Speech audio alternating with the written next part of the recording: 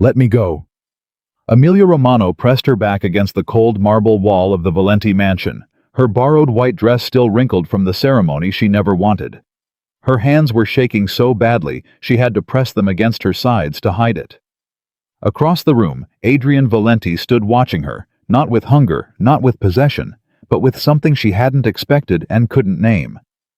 He was supposed to be the monster. He was supposed to make her beg. Instead, he reached past her, set a steaming cup of tea on the nightstand, and said quietly, "You don't have to be afraid of me tonight." And that was the moment Amelia Romano realized she had no idea what kind of man she had just married. If this story already has you holding your breath, you're in the right place. Subscribe to our channel so you don't miss a single moment, and follow this story all the way to its stunning conclusion. Drop a comment right now and tell me what city you're watching from. I want to see exactly how far this story has traveled. The wedding took 11 minutes. Amelia counted every single second, because counting was the only thing keeping her from falling apart in front of a room full of strangers who had come to watch her be handed over like a debt being settled in paper and silence. 11 minutes. That was all it took to end the life she had known and begin one she hadn't chosen. The officiant spoke. Adrian Valenti said "I do" in a voice so calm it sounded like he was confirming a business appointment. Amelia said the same words, though she couldn't feel her lips moving. And then it was done.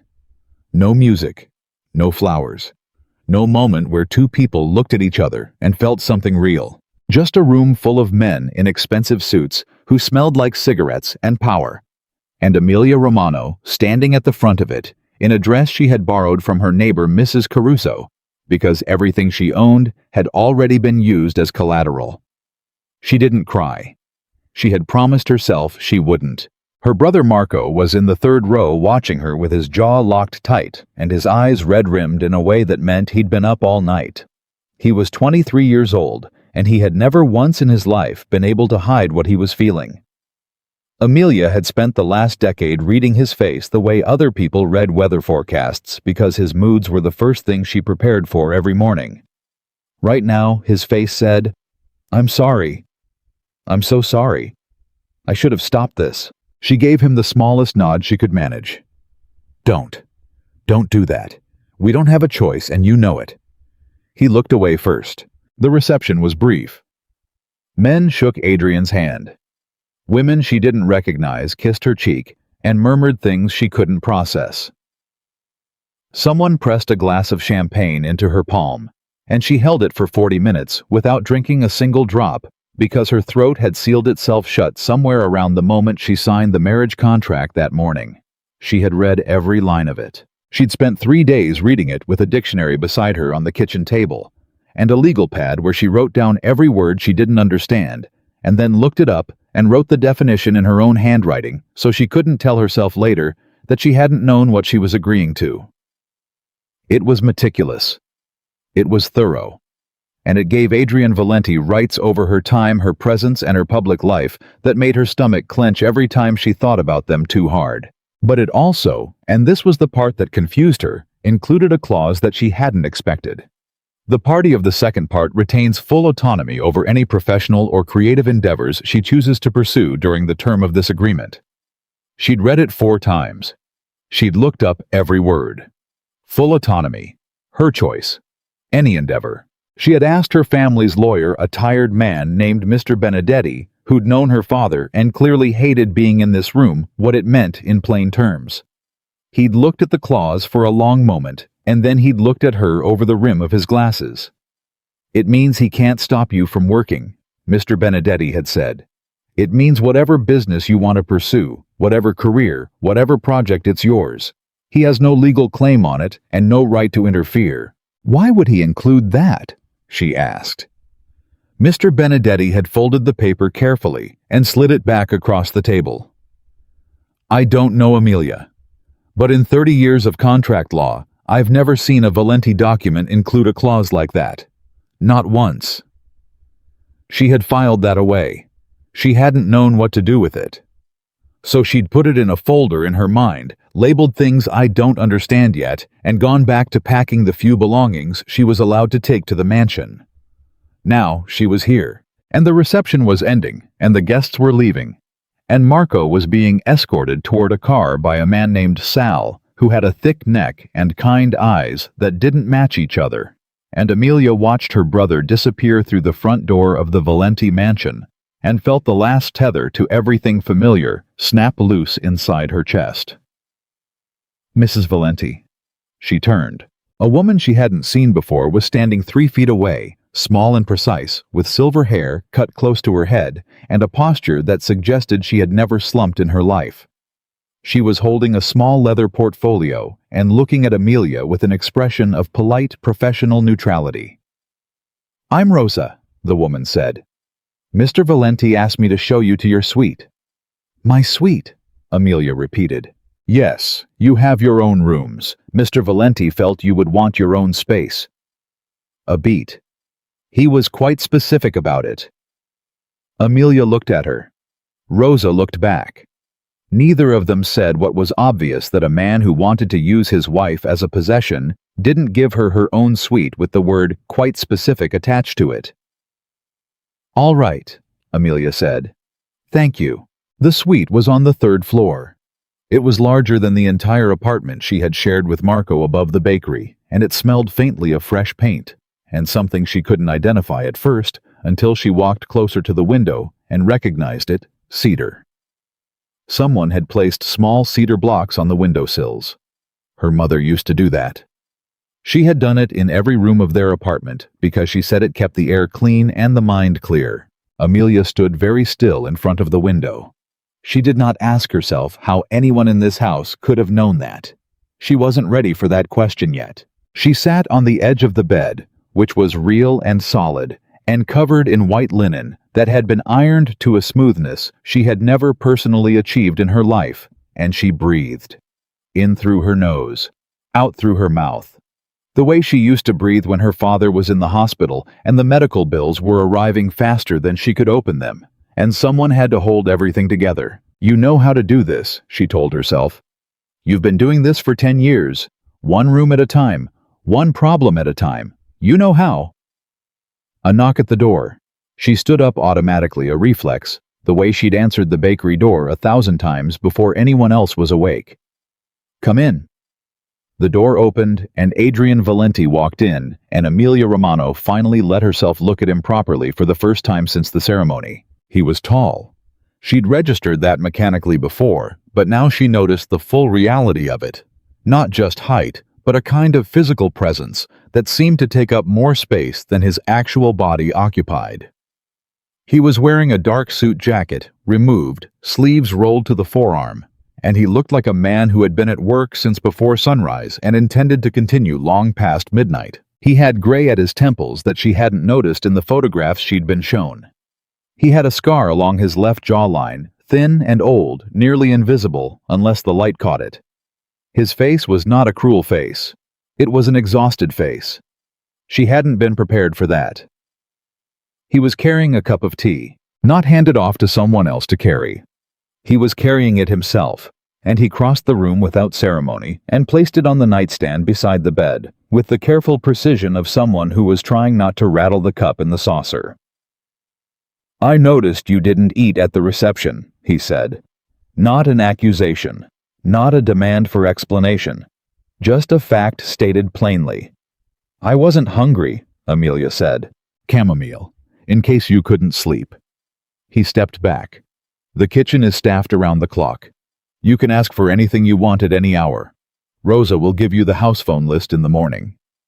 Amelia's hands, which had been trembling since the ceremony, had not stopped. She was hiding them behind her back. He noticed anyway. She saw it happen, the shift in his eyes just a fraction, the way his gaze dropped for half a second to the rigid set of her arms, and then returned to her face. He didn't comment on it. He didn't reach for her. He just took another step back, putting more space between them, and said in a voice that was quieter than she expected from a man who reportedly ran half of Chicago with his bare hands, "You don't have to be afraid of me tonight." The room went very still. Amelia looked at him. He looked at her. And for a single unguarded moment, before she could arrange her expression into something more controlled, she felt the words land somewhere inside her chest where she hadn't been expecting them. He turned to leave. "Why did you include that clause?" she asked. He stopped. "In the contract," she said. "The autonomy clause. My lawyer said he'd never seen one in a Valenti agreement. I want to know why it's there." Adrian turned back to face her. He didn't look surprised that she'd asked. He looked, if anything, like he'd been waiting for it. "Because I didn't want a wife who was kept," he said. "I had enough of that watching my mother." He left before she could answer. The door closed quietly. Amelia stood in the middle of her suite in a borrowed dress with a cup of chamomile tea steaming on the nightstand, and she thought, "This is not what I prepared for." And that terrified her almost more than everything else combined. She slept better than she had in months. She didn't understand that either, and she was still turning it over in her mind the next morning when she found the kitchen. The mansion was a maze of corridors that all looked slightly the same, and she took 3 wrong turns before finding a set of stairs that led down to a hallway that smelled unmistakably of coffee. And she followed that smell the way she used to follow her mother's voice when she was small, and the world felt too large. The kitchen was enormous. White marble professional-grade appliances, a center island long enough to park a car on. Standing at the far counter with his back to her was a small man in his 60s, who was moving with the confident economy of someone who had been cooking in this room for decades. He turned when he heard her. "Mrs. Valenti," he said, and his whole face rearranged into something warm and immediate. "I'm Enzo. I've been cooking for Mr. Valenti for 15 years. Please sit down. What would you like for breakfast?" "I can make my own." "Not in my kitchen you can't," Enzo said. And then he winked at her, which was so unexpected in the context of her current life that she almost laughed. "But I hear you used to run a bakery." Amelia sat down on a stool at the island. "Where did you hear that?" "Mr. Valenti told me. He said you might want use of the kitchen in the afternoons." Enzo slid a plate of eggs in front of her with the efficiency of a man who didn't understand hesitation. "He said to set aside that time for you, give you full access to whatever you need." Amelia looked at the eggs. They were perfect. She couldn't remember the last time anyone had cooked for her. "He told you that," she said. "Yesterday morning," Enzo said. "Before the wedding, he came in early and gave me a list of things to have in stock." He turned back to the stove. He asked about flour specifically, what kind we kept. I told him bread flour, and he asked me to order 6 different varieties because he didn't know which you preferred. She had no response to that. She ate the eggs. They were the best eggs she'd ever had. She sat in that kitchen for an hour, and Enzo talked about the house, the way people talk about a place they love with details and stories, and the kind of casual authority that comes from actually knowing something. He told her which hallways were cold in winter. He told her the fastest route from the library to the garden.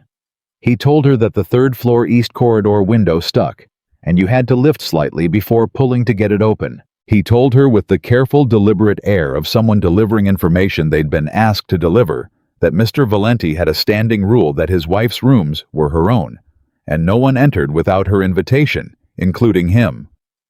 "He said that?" Amelia asked. "He said it on Monday." Enzo confirmed, setting a second cup of coffee in front of her without being asked. To the whole household staff, he was quite clear. She thought about Mr. Benedetti. Quite specific. Quite clear. She was beginning to notice a pattern. 3 days into the marriage, she met Sal properly. She'd seen him at the wedding, thick-neck kind eyes, the one who had escorted Marco out, and he appeared to have been assigned as her informal point of contact for anything related to the house's operation. He found her in the East Corridor on Wednesday afternoon, and fell into step beside her with the easy confidence of a large man who had learned to be non-threatening. "You want to see the gardens?" he asked, as if they were already mid-conversation. "I don't know where they are," she said. "I know. That's why I'm asking." She went. The gardens were unexpected. She didn't know what she'd imagined, something formal and untouched, probably something designed to intimidate the way everything else about this house was designed to function. Instead, she found raised beds running along the south wall, with late-season tomatoes still clinging to their vines, and a corner that smelled sharply of rosemary and basil, and she stopped walking. In the far corner against the wall was a small greenhouse. Through the glass, she could see trays of seedlings, a potting bench, a row of terracotta pots in 3 different sizes. "Mr. Valenti grows herbs," Sal said, watching her face. "Started it about 8 years ago. He said his mother used to have a garden. He never lets anyone else tend it. He does it himself." She couldn't keep the disbelief out of her voice. "Every Sunday morning, rain or shine." Sal shrugged. "A man can run half the city and still want his hands in dirt sometimes." She thought about that for the rest of the afternoon. That evening at dinner, it was just the 2 of them at a table large enough to seat 12, and that should have been strange and cold and distant. Adrian sat at one end, she sat at the other, and the space between them was filled with the kind of silence that Amelia had spent her whole adult life filling with noise, chatter, tasks, the sound of the oven timer, Marco's music from the back room. Adrian didn't seem to need noise. He ate with the focused efficiency of a man who treated meals as fuel, except that twice he looked up and asked her something first, about whether her rooms were comfortable, then about the kitchen supplies, whether what Enzo had ordered was sufficient, and both times the questions were practical and direct, in a way that didn't feel like small talk. They felt like genuine assessments, like he was running a checklist and actually wanted the answers. "The flour selection is fine," she said. "Though if you're stocking for pastry, I'd suggest cake flour. Bread flour doesn't give you the same crumb structure." He looked at her across the length of the table. "Crumb structure," he repeated. "The texture inside a finished bake. It's determined mostly by gluten development, which is controlled by the flour's protein content." She stopped. "I don't know why I'm telling you that." "I asked," he said simply. "Tell me about protein content." So she did, and that was the strangest dinner she had ever had, sitting across a 12-foot table from the most feared man in Chicago, explaining the science of gluten development to him, while he listened with the attentiveness of a man who found the subject genuinely interesting, or who had decided that she was worth listening to. And she could not determine which it was, and she wasn't sure it mattered, because either way, she had spoken for 45 minutes at a dinner table for the first time in years, without having to worry about whether the other person wanted her to stop. She slept well again that night. She didn't know what to do with that.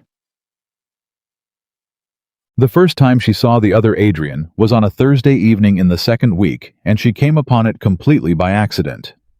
She had been looking for the library. She'd found it once on her own, and gotten turned around trying to return to it, and she pushed open a door at the end of a corridor on the second floor that she thought led to the west staircase. It didn't. It led to a sitting room she hadn't seen before, and the sitting room was not empty. Adrian was standing in the center of the room, and facing him was a man Amelia didn't recognize. Younger 30s with the kind of physical bulk that suggested a profession that required it. But whatever physical presence this man usually commanded had collapsed. He was standing slightly hunched, his face the color of old ash, with the look of a person who has been afraid for long enough that it has restructured their posture. Adrian's back was to Amelia. He was speaking quietly. That was the first thing she registered, how quiet his voice was. Not raised, not threatening in any of the ways she associated with threat. Just quiet, controlled, precise. She couldn't hear all the words. She caught fragments. "This was your 3rd time, and I don't make exceptions after the 3rd time, and you know that. You've always known that." The man across from Adrian said something that Amelia couldn't make out. Something that sounded like begging without quite using the word, and Adrian let him finish. He didn't interrupt. He waited with the patience of someone who had all the time in the world, and no particular interest in using it on mercy. Then he said clearly enough for Amelia to hear through the cracked door, "Your family is not responsible for what you did. Your wife and your children will not be touched. But you will not set foot inside any Valenti property again. And if I hear that you've tried to sell what you took, I will find out before you finish the transaction. Do you understand me?" The man nodded. Several times, quickly. "Leave," Adrian said. The man left through a different door, and Amelia stepped back from the crack in the door she'd been watching through, pressing her back against the corridor wall. her heart doing something complicated and rapid in her chest. She had not moved fast enough. Adrian opened the door. He saw her immediately. His face went through something a rapid involuntary shift, and for exactly 1 second he looked not like the composed man she had been having dinner with for 2 weeks, but like someone who had just been seen doing something private. Then the composure returned. "I was looking for the library," she said before he could say anything. It was a ridiculous thing to say, and she knew it. "Second door on the left," he said. "Back the way you came." She didn't move. "You said his family would not be touched," she said. Did you mean that?" Adrian looked at her for a long moment. "I don't say things I don't mean," he said. "Even to someone you're punishing. Especially to someone I'm punishing." He held her gaze. "A man's family doesn't choose what he does. They shouldn't pay for it." She thought of her brother Marco. She thought of the debt that had come to rest on her shoulders because of what someone else had done. "But I did," she said quietly. Not accusatory, just honest. "I'm paying for what someone else did." The hallway was very still. Adrian didn't look away from her. "Yes," he said, and the word cost him something she could hear it. "You are. And that was not a situation I designed, Amelia. It's one I inherited. There's a difference." "Does the difference change what it is?" He was quiet for long enough that she thought he wasn't going to answer. "No," he said finally. "It doesn't." He walked past her toward the east staircase, and she stood alone in the corridor with her heart still doing that complicated thing, and she thought, he told me the truth when he didn't have to. He told me the truth when a lie would have been easier, and I probably would have believed it. She found the library. She sat in it for 2 hours without reading a single page. In the 3rd week, the letter arrived. It came through Rosa on a Tuesday morning in an envelope that had no return address and had been opened before it reached Amelia, which would have been alarming, except that Rosa explained with her usual calm precision that all mail to the house was screened for safety reasons, and that Mr. Valenti had instructed that anything addressed to Amelia specifically be brought to her directly and unopened once it had been confirmed safe. This one had been confirmed safe. But Rosa's expression as she handed it over suggested that safe and good were 2 different categories, and this letter fell only into the first one. The handwriting on the outside was familiar enough to make Amelia's chest clench before she'd even pulled out the single sheet inside. It was from Vincent Caruso, her father's old business partner, the man whose mistakes had buried her family in debt. She read the letter standing up in the middle of her sitting room, and by the 3rd sentence, her hands had gone completely still. Not the trembling stillness of fear, but the locked, rigid stillness of a person whose mind has gone somewhere very fast and left the body behind to manage itself. "My dear Amelia," the letter began, "I write to you as someone who has watched your family suffer for what I know you believe was my failure. I want you to understand that the situation was far more complex than you have been told. There are people involved in what happened to your father's business who were never brought to your attention, and I believe you deserve to know the truth. However, the truth is dangerous, and I cannot commit it to paper. I am asking you to meet with me, privately. I can give you answers you need." The letter ended with a time and a location. 3 days from now, an address in the South Loop. Amelia read it twice. Then she folded it, placed it back in the envelope, walked down the east staircase through the main corridor, and knocked on the door of Adrian's study. "Come in," he said. She opened the door and held up the envelope. "I need to talk to you," she said. "And I need you to tell me the truth, even if you've decided I'm not supposed to know it yet." He looked at the envelope. Something moved behind his eyes. "Sit down," he said. He didn't say it like an order. He said it like a man who needed a moment and was asking her for one. She sat. He took the letter from her, read it, and placed it on the desk with the careful deliberateness of someone setting down something heavier than it appeared. "Caruso," he said. Flat, not surprised. "You know him?" "I know of him." He leaned back. "Amelia, don't manage me," she said. Quietly, firmly. Tell me what you know. A pause. Caruso didn't cause your father's death on his own, Adrian said. There was interference from outside. He met her eyes. From people who wanted leverage against your family specifically because of who your father was, and what he knew about certain operations that were never supposed to come to light. She absorbed this slowly. What operations? Financial, he said. Specifically, a series of laundering arrangements run through several legitimate businesses on the North Shore. Your father's bakery was one of the businesses they tried to use. He refused. He told them no. He stopped. They buried him for it. The room was completely quiet. He refused, she said. He refused. He never told me. He wouldn't have. He was trying to protect you. Adrian's voice was even, but there was something underneath it that she was starting to recognize, the particular flatness of a man discussing something that made him angry and had trained himself not to show anger.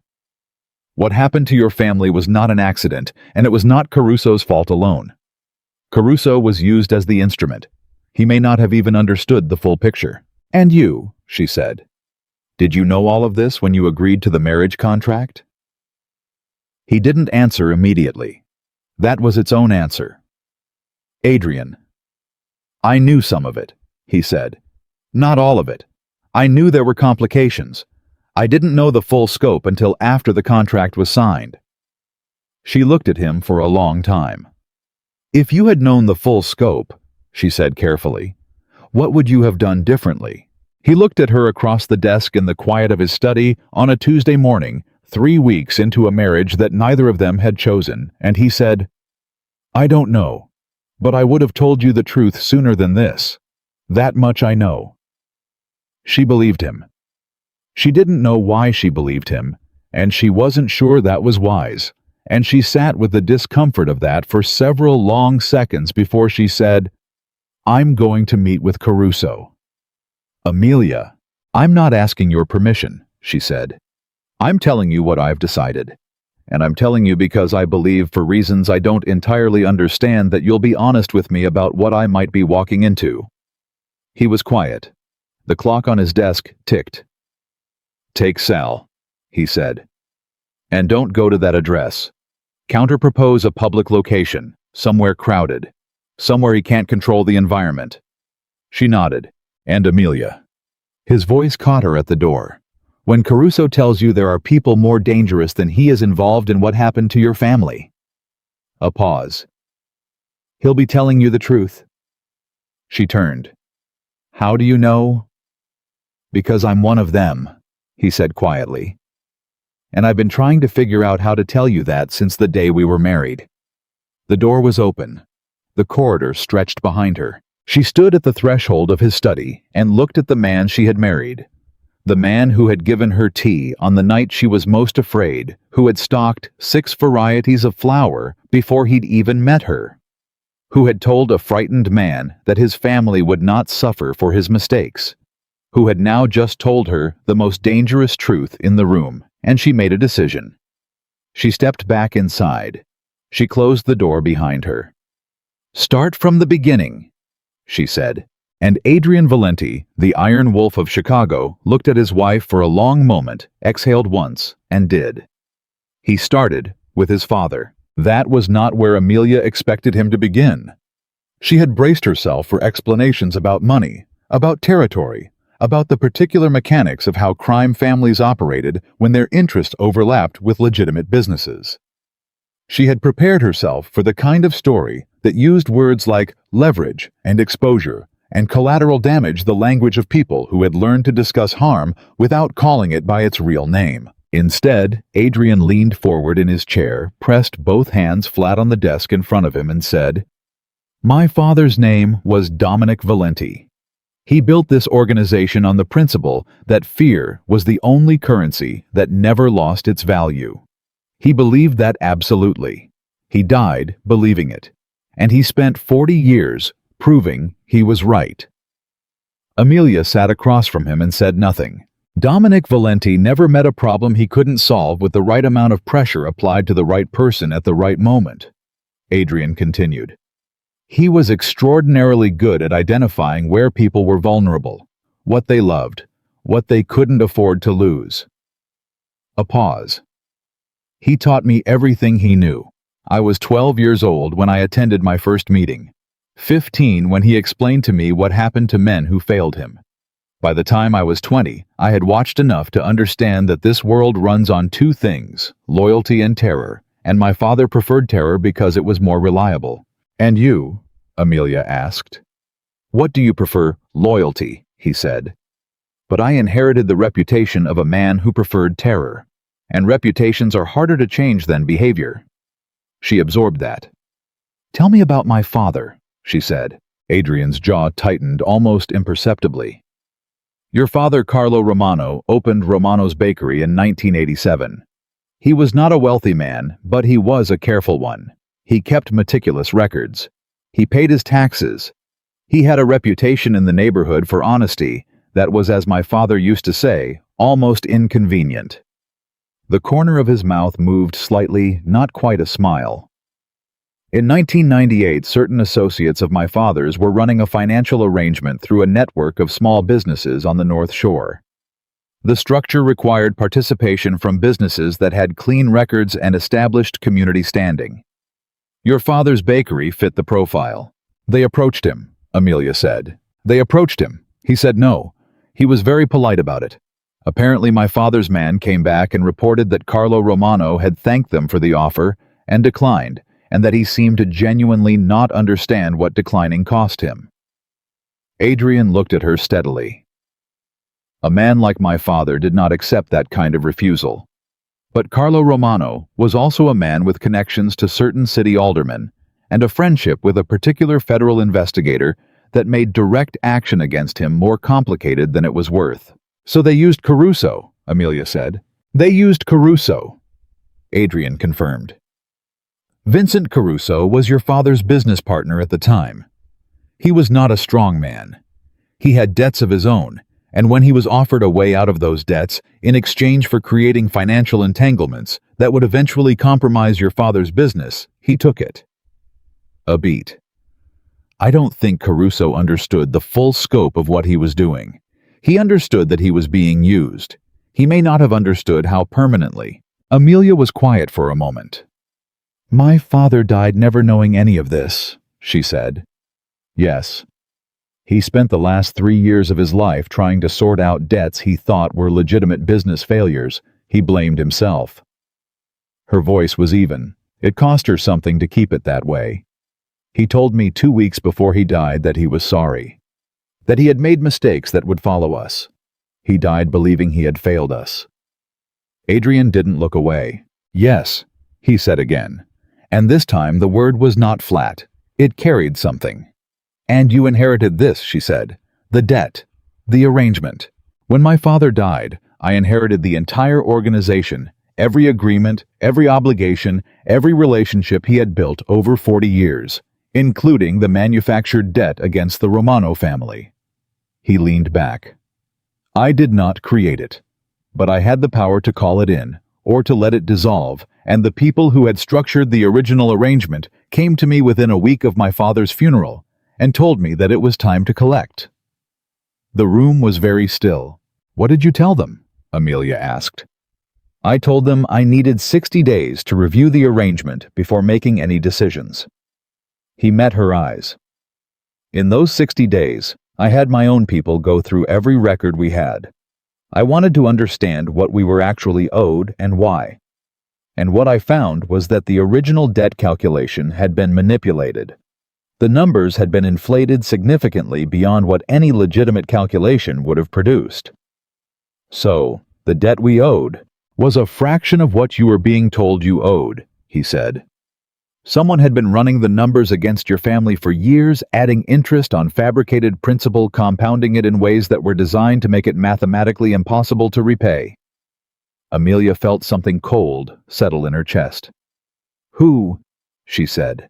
That's what I've been working on, Adrian said. The original arrangement was my father's, but what was done with it after his death, the inflation, the acceleration that came from someone else. Someone who used the Valenti name as cover while pursuing their own interests. Someone inside your organization. Yes. She stared at him. And the marriage contract, she said slowly. Was that? The proposal came through channels I now believe were compromised, he said. I was presented with it as a straightforward resolution to a long-standing obligation. At the time, I reviewed it and agreed. He held her gaze. I am telling you that I did not know the full picture when I signed that contract. I am also telling you that I am aware that not knowing is not the same as not being responsible. The honesty of that hit her harder than she expected. She had been ready for maneuvering, for carefully worded deflections, for the kind of explanation that sounded like accountability, while actually distributing blame in all directions except inward.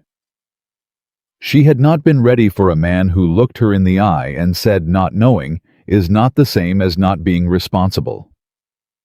Give me a name, she said. I don't have one yet. I have Adrian. She put both hands on the desk.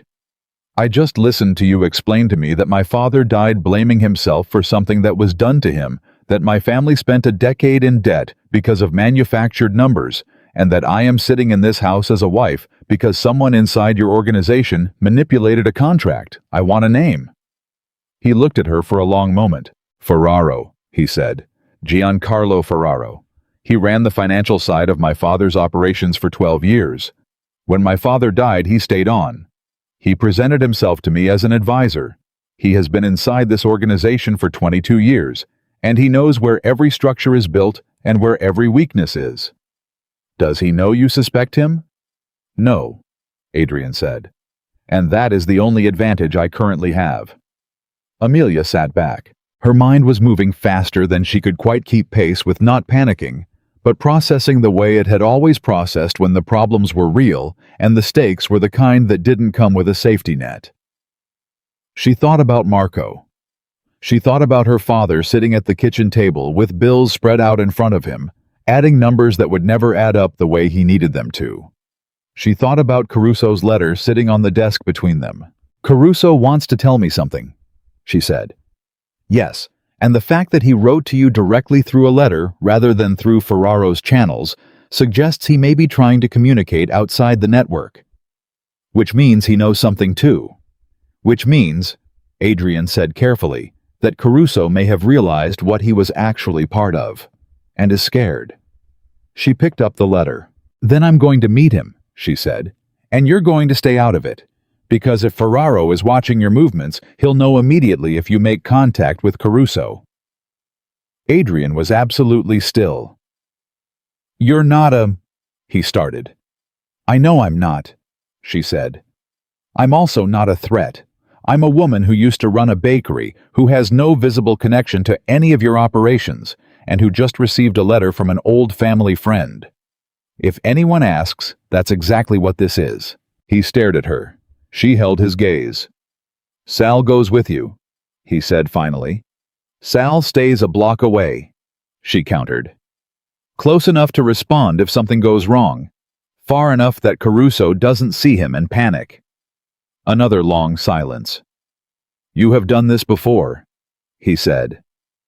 It wasn't quite a question. I ran a business in debt for 6 years, she said. With inspectors who came looking for reasons to shut us down, and suppliers who tried to renegotiate mid-contract, and a landlord who changed the terms of our lease every single year. I've been negotiating with people who had more power than me since I was 19 years old. She stood up. I know how to read a room, Adrian. Let me use that. He looked at her for the longest moment yet. You are not what I expected, he said. Neither are you, she said. I'll see you at dinner. She walked out. She made it all the way to the east staircase before her legs started shaking. She gripped the banister and breathed through it in, out slow and controlled, and told herself what she always told herself when the fear arrived after the decision had already been made. You didn't do the hard part yet. The hard part is ahead. Save the shaking for when it's over. By the time she reached the third-floor landing, she was steady again. She went to find Rosa and asked for a phone. She had a counter-proposal to make to Vincent Caruso.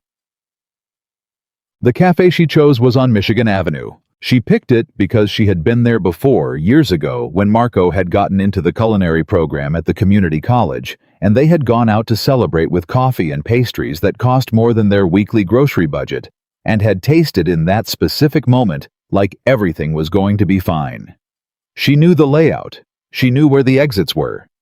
She knew that on a weekday morning it was crowded with the kind of people who worked downtown and talked loudly and paid no attention to anyone around them. She was there 40 minutes early. She ordered coffee and a croissant and sat with her back to the wall and her eyes on the door and told herself she was not nervous. She was performing being not nervous, which was almost the same thing, and she had been doing it for long enough that the distinction had mostly stopped mattering. Caruso walked in at exactly 11. He was older than she remembered, heavier in the face, slower in the movement, with the particular exhaustion of a man who had spent years sleeping badly. He found her immediately, and the look on his face when he sat down across from her was not relief. It was the look of a man who had done something he regretted and had been living inside that regret for long enough that it had changed his shape. "Amelia," he said. "Mr. Caruso," she said. He winced at the formality. "Good. Your father," he started. "Didn't fail us," she said quietly. "I know that now. What I want to know from you is what you know and how long you've known it and what you're planning to do about it." His mouth closed. He looked down at the table. He picked up the coffee she had already ordered for him and put it down without drinking it. "I didn't know the full picture," he said.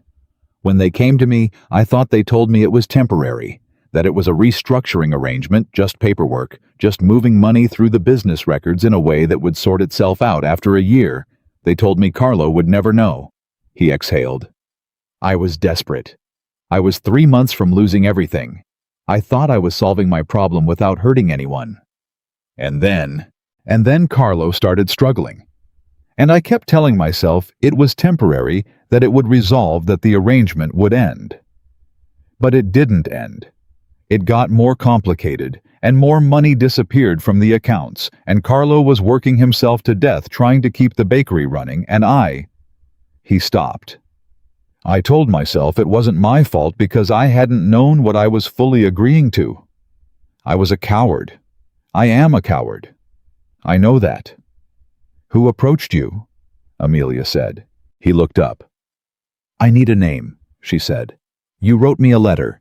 You asked me to meet you. You clearly decided it was time to tell someone the truth, so tell it."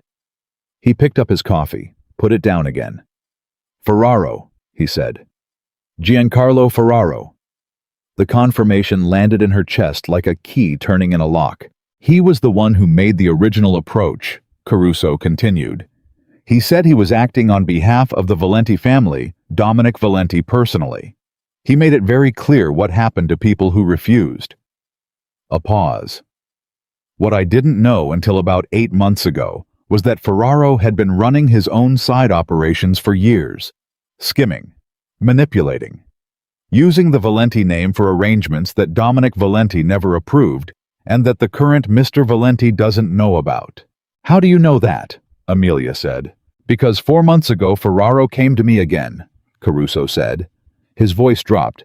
"He told me the Romano debt was being called in. He said there was going to be a marriage arrangement to settle it. He said," he stopped, swallowed. "He said it was important that the Romano girl not know too much, that she go into the arrangement without understanding the real structure of what had happened. He said if she was kept in the dark, the situation could be managed quietly." The cafe noise continued around them.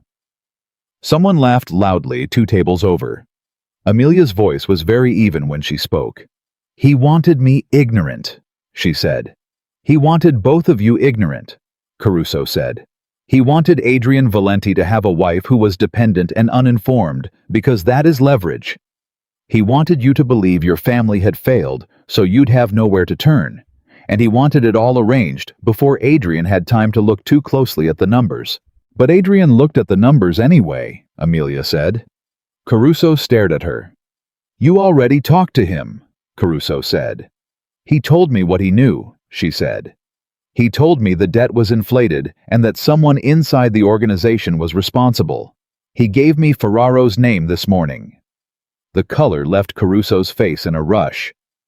"If Ferraro finds out you know—" "He won't find out from me," she said. "And he won't find out from you because you're going to go home from this meeting and behave exactly as you normally would, and you're going to wait." She leaned forward slightly. "Do you have documentation records? Anything that shows the manipulation, the inflated numbers, the actual original arrangement?" Caruso was quiet for a moment. Then he reached inside his jacket and placed a folded envelope on the table between them. "I've been keeping copies for 6 years," he said. "I was afraid to use them. I was afraid to come forward. I was afraid of what happened to people who crossed Ferraro." He looked at her steadily. "I am still afraid, Amelia, but I'm more afraid of dying with this still hidden." She picked up the envelope. She did not open it at the table. She folded it and put it in her bag and looked at Caruso. This old man who had made a desperate choice 20 years ago and had been paying for it in increments ever since. And she felt something complicated that was not quite forgiveness and not quite absolution, but was something adjacent to understanding. "You should have told the truth sooner," she said. "Yes," he said simply. "I should have." She stood up. "Go home," she said. "Don't contact me again directly. I'll be in touch through channels that are safe." She walked out of the cafe, into the sound of Michigan Avenue, and pulled out the phone Rosa had given her.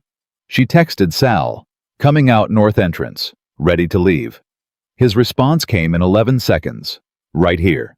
She walked to the corner and got into the car, and the moment the door closed, she let out one long, shaking breath that she had been holding for the better part of an hour. "You okay?" Sal said without turning around. "I'm fine," she said. "Take me home." She didn't ask herself when she had started thinking of the Valenti mansion as home. She wasn't ready for that question yet either. She went straight to Adrian's study. He was on the phone when she walked in, talking to someone in a low, rapid voice, and he looked up the moment she entered. Something in her face made him say into the phone, "I'll call you back." And he hung up before the other person responded. She put the envelope on his desk. He looked at it. "Caruso's been keeping records for 6 years, she said. "Original arrangement documents, numbers showing the inflation, communication records." She sat down. "He's scared, but he's willing to cooperate. He said Ferraro told him specifically to keep me in the dark about the real structure of the debt before the marriage was arranged." Adrian opened the envelope. She watched his face as he read. It was the most revealing she had seen him, not because his expression broke open, but because she had gotten good enough at reading the small signals to see what was happening underneath the composure. The jaw that tightened fractionally on the 3rd page, the slight narrowing of his eyes on the 5th. The moment when he stopped reading, set the pages down, and looked at the far wall for 3 full seconds before looking back at her. "He's been doing this for years," Adrian said. His voice was quiet and precise in a way that she recognized now as the voice he used when he was most controlled and therefore most dangerous. "Not just your family. This is a pattern." "How many families?" she asked. "I don't know yet." He picked up the papers again. "But I'm going to find out. Every one of them." "Adrian." He looked at her. "What does Ferraro think his end game is?" she said.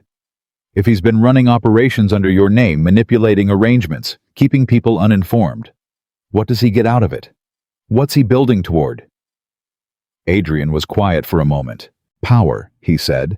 "He spent 22 years watching my father run this organization. He never had authority. He had access and influence and a certain amount of fear, but he was never in charge.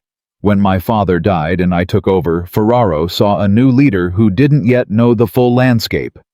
He set the papers down again. He saw a window. "He's been setting you up," Amelia said slowly. "Not just running his own operations. He's been structuring things so that when they come apart in ways that can be attributed to you." The silence that followed that statement was different from all the previous silences. She could see the moment it landed for Adrian, the slight shift in his posture, the recalibration happening behind his eyes. Not surprise exactly. More like the confirmation of something he had been moving toward and hadn't fully let himself see until now. "The federal investigation," he said. "What federal investigation?" He looked at her, and for the first time since she'd walked into his study that morning, she saw something she could only describe as uncertainty cross his face. Not weakness, but the genuine unguarded look of a man deciding in real time how much to tell someone. He decided.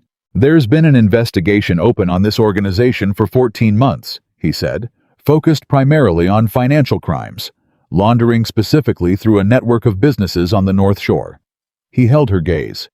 "The businesses in question are ones that my father used decades ago, ones I shut down when I took over because I recognized immediately that they were not operations I wanted to continue.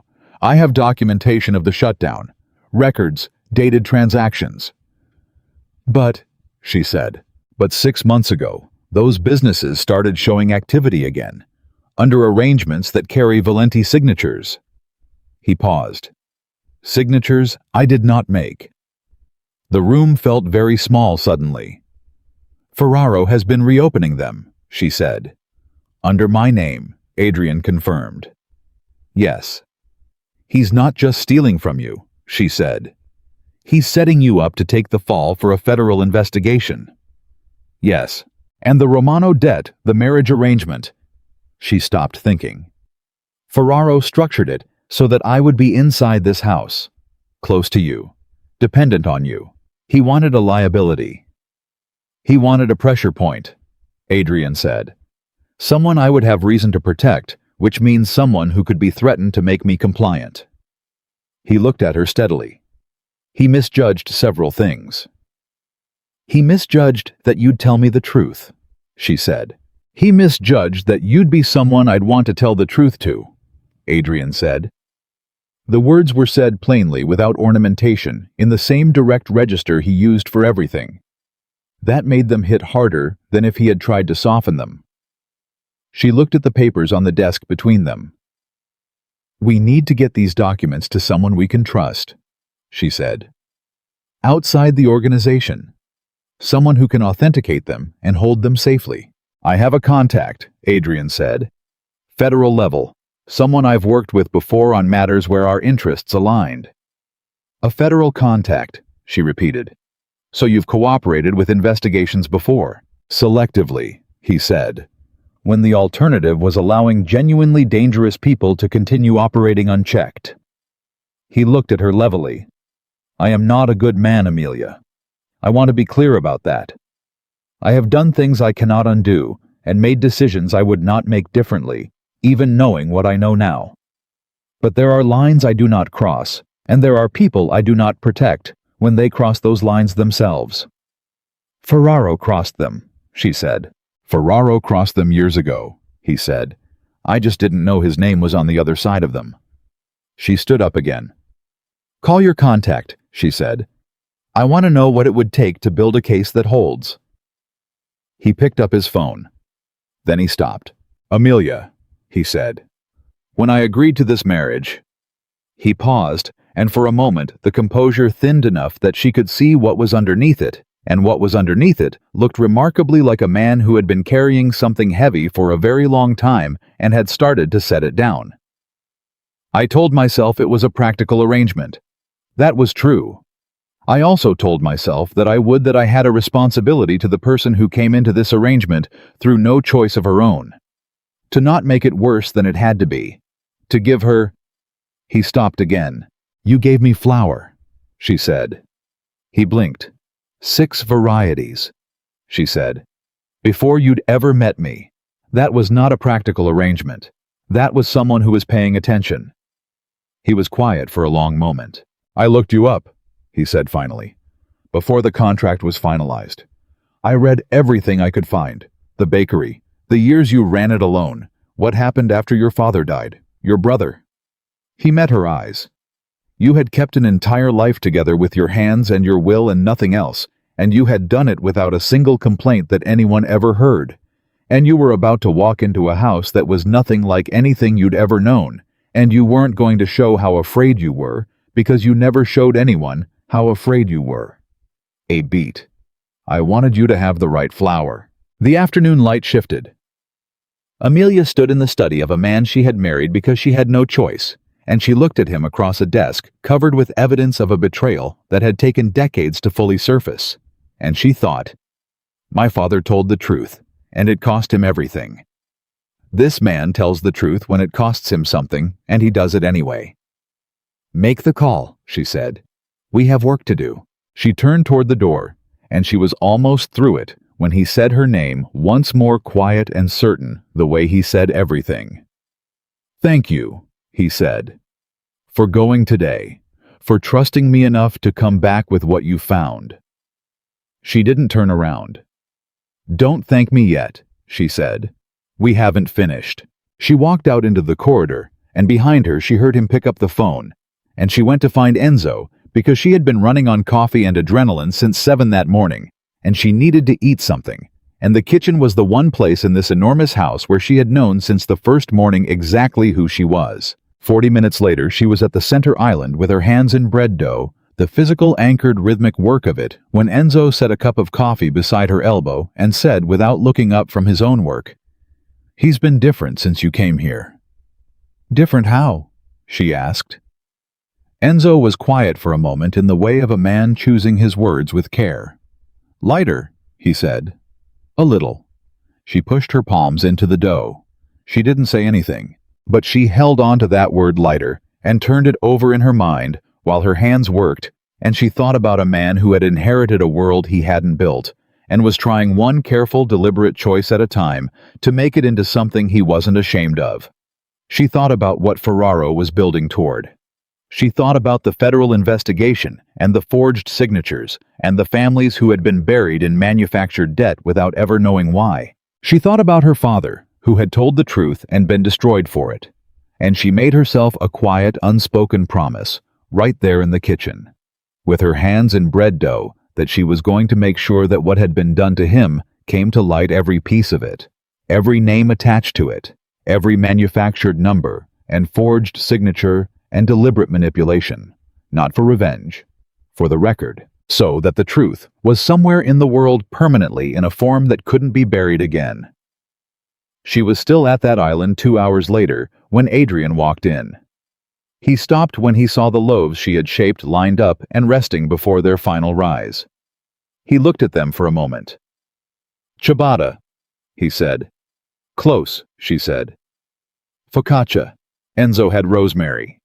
He stood at the island across from her, and he said, My contact responded. He wants the documentation. He says if what we have is what it looks like, they can move within 30 days. 30 days, she said.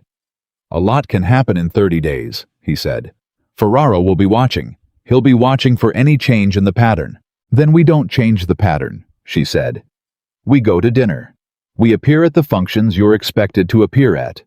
We look exactly like what Ferraro designed us to look, like a practical marriage, a managed situation, nothing unusual. She looked at him across the counter. Can you do that? He looked back at her. The question is whether you can, he said. You're not trained for this. I'm trained for exactly this, she said. I spent 6 years running a business that was actively being undermined by people with more power than me, while smiling at every supplier and inspector and landlord who walked through the door. I know how to appear calm when everything underneath is on fire. She held his gaze. What I need from you is information. Everything Ferraro will expect you to know and do in the next 30 days. Walk me through it. He looked at her for a long moment. Then he pulled out the stool on his side of the island and sat down. All right, he said. She wiped her hands on a towel, and the two of them sat in the kitchen while the focaccia dough rested, and the evening came on outside, and Adrian Valenti told his wife everything she needed to know about the organization she had married into. Not because he had decided to trust her, not after a single calculated assessment, but because she had walked into a meeting with a frightened man that morning and walked back out with evidence, and he had looked at her and understood in the way that you understand things that arrive without warning, that she was not someone who needed to be protected from the truth. She was someone who could use it, The 30 days didn't hold. On day 11, Marco disappeared. Amelia found out the way she found out most things now, not from a phone call, not from a warning, but from the sudden absence of something she had been counting on without realizing it. Marco texted her every morning at 7:15. It was a habit he had developed after their father died, when the silence of waking up without a parent in the world had been so loud that he had needed to reach out to the one person who understood what that silence sounded like. For 3 years without fail, every morning 7:15, a single text. Sometimes it was a joke. Sometimes it was a complaint about his roommate, or his coursework, or the price of coffee. Sometimes it was just a photograph of something he'd seen on his walk to class, a weird cloud, a dog wearing a sweater, a piece of street art that made him laugh. 7:15 on day 11, nothing arrived. Amelia looked at her phone at 7:20 and felt something go cold in her chest. She told herself it was nothing. He had overslept. His phone had died. He was in the shower and hadn't looked at the time. 7:30. Nothing. She called him. It rang 6 times and went to voicemail. She sat on the edge of her bed and looked at her phone and ran through every rational explanation in the order of their likelihood and found that none of them were settling the coldness in her chest, the way rational explanations were supposed to. She called again. Voicemail. She was down the east staircase and knocking on the door of Adrian's study before she had consciously decided to move. He opened it in 30 seconds. He was already dressed, already at work, the way he always was before 8, and he took one look at her face and said nothing. He stepped back and let her in. "Marco's not answering," she said. "He texts every morning. He hasn't called back." Adrian didn't tell her she was overreacting. He didn't tell her to wait another hour and try again. He picked up his own phone immediately and said Sal. She heard Sal's voice on the other end, and she heard Adrian say Marco's address. He had it memorized, which should not have surprised her anymore, but still did, and she heard him say, "Go now. Call me when you're there." He hung up. They stood in his study and waited. It took Sal 14 minutes to reach the apartment building. 3 minutes after that, his call came back. Adrian put it on speaker. "Apartment's clean," Sal said. "His stuff is here. His keys are on the counter. His wallet's on the kitchen table." A pause. No sign of forced entry, but there's a coffee cup on the stove. Coffee's still warm. Amelia gripped the edge of Adrian's desk. "He left fast," Adrian said. "Or someone took him fast," Sal said. "His phone is on the floor behind the couch, like it fell." The coldness in Amelia's chest went from a feeling to a fact. "Ferraro," she said. The name came out flat and certain, not a question. Adrian looked at her, and she could see the same certainty in his face, the same arrival at the same conclusion, by the same route. And for a terrible moment, what she felt was not fear, but fury. Clean and vertical, a fury so specific and so focused that it had the quality of precision rather than chaos. "He knows," she said. "Somehow he found out we were moving against him, and he took Marco to stop us." "We don't know that yet," Adrian said, but his voice said that he did know it, that he had known it was a possibility from the moment they started building the case, and had been hoping the 30 days would hold. "Don't," she said. "Don't do the thing where you're careful with me. Marco is 23 years old, and he is the only family I have, and he is sitting somewhere right now because of something I set in motion, so please do not be careful with me right now." He was quiet for a moment. "Ferraro has a property on the south side," he said. "Industrial. He uses it for storage. It's off the books, not connected to any Valenti holding formally, which is consistent with everything else he's been doing." He picked up his phone again. "I'm going to make some calls." "And I'm coming with you," she said. "Amelia." "He is my brother," she said. "And I am not sitting in this house waiting." The look on his face moved through several things quickly. Calculation resistance, the genuine conflict of a man trying to balance protection against the recognition that the person he was trying to protect was not asking for his permission. "You stay with me," he said. "You do not move without telling me, and you do not engage Ferraro directly under any circumstances. Do you understand me? Yes, she said. I need you to mean that. I mean it, she said. Let's go. They moved through the house fast, Adrian making calls as he walked, his voice low and rapid. Amelia 2 steps behind him, running through everything she knew about Ferraro's patterns and properties, from the 2 weeks of briefings Adrian had given her in the kitchen over bread dough and coffee. She had listened with the focused attention of someone who understood that information was the only advantage she had, and she had retained everything, not because she had a plan, but because she understood that the moment when a plan was needed was never the moment when there was time to learn. Sal met them at the car. He looked at Amelia in the back seat and said nothing. He looked at Adrian in the front and said nothing. He drove. She thought about Marco's coffee still warm on the stove. She thought about the text he hadn't sent. She thought about the morning after their father's funeral, when Marco had been 17, and the world had reorganized itself into something neither of them recognized. And she had made him breakfast at 6 in the morning because she couldn't sleep, and she needed her hands to be doing something.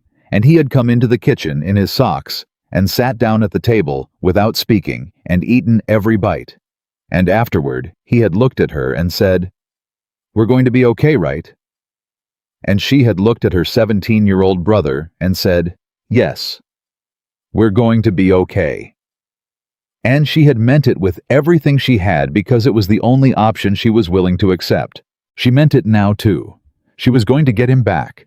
She was going to get him back, and then she was going to finish what she had started, and Ferraro was going to understand what it cost to use someone's family as a chess piece. Adrian's phone rang. He answered, listened for 12 seconds, and said, "Confirmed." A pause. "We're 12 minutes out," he said, and ended the call. He turned to look at her over his shoulder. "Marco's at the South Side property," he said. "He's unharmed. Ferraro wants a meeting." "Of course he does," Amelia said. "He's asking for me specifically," Adrian said. "Alone.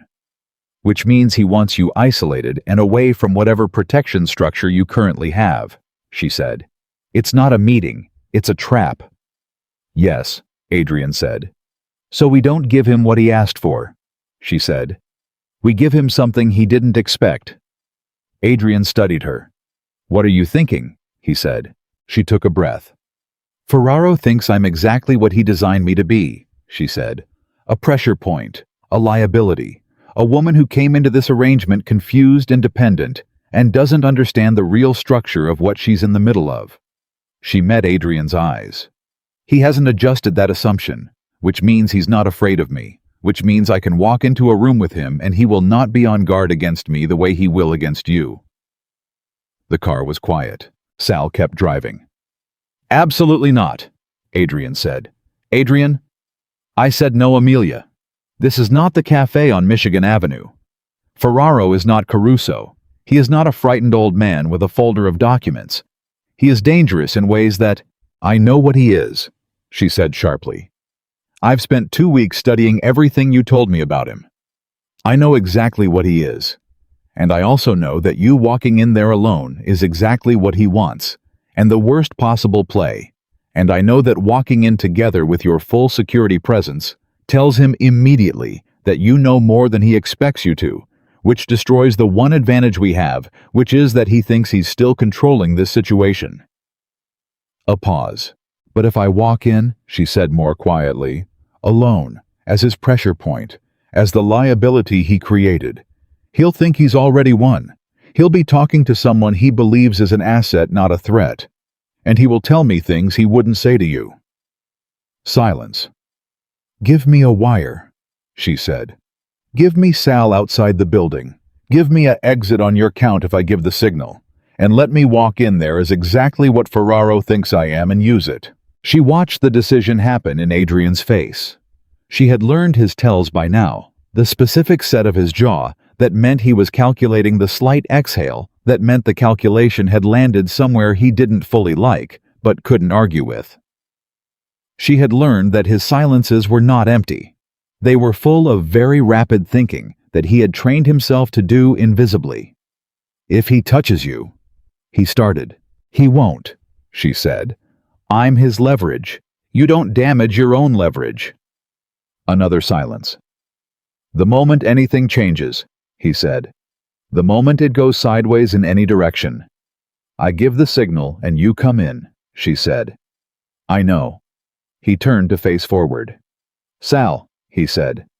Get the wire. The building smelled like industrial solvent and old concrete, and she walked into it alone, wearing a small wireless transmitter taped to the inside of her left forearm, and carrying nothing else except the specific, focused calm that she had built over 10 years of managing situations that were bigger than she was. Two men met her at the entrance. Neither spoke. They walked her through 2 sets of doors and down a corridor and into a room that had been set up with a table and 3 chairs, and she sat in the chair she chose rather than the one she was gestured toward. Because small things mattered, and Ferraro needed to understand from the first second that she was not arriving as a victim. She waited 4 minutes. Then the door opened. Giancarlo Ferraro was 70 years old and looked like a man who had spent those decades indoors making decisions. He was compact, well-dressed, with the kind of surface pleasantness that took years to develop and functioned like a mask so long worn it had started to become a face.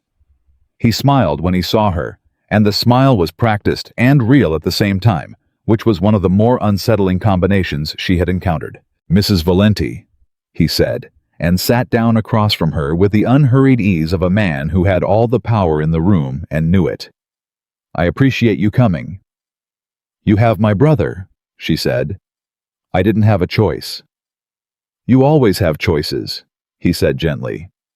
That's what I've been trying to make Adrian understand for years. He makes things so complicated when they don't need to be. Where is Marco? She said. Safe, Ferraro said.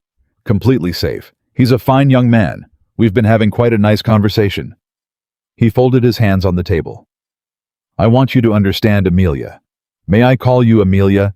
I am not your enemy. I'm actually quite sympathetic to your position.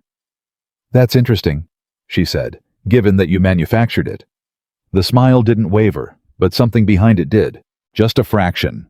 Just a micro-movement of recalibration that he covered instantly, the way a professional covers a tell. But she had been watching people's faces for 10 years in a business where reading the room was the difference between a sale and an empty shop, and she caught it. He was surprised that she knew. He recovered in under a second. I'm not sure what Adrian's been telling you, but I want you to consider the possibility that you've been given a particular version of events. Caruso sends his regards, she said. Complete stillness. It lasted only 2 seconds, but those 2 seconds were the most honest communication Ferraro had made since walking into the room. Vincent Caruso, he said very carefully.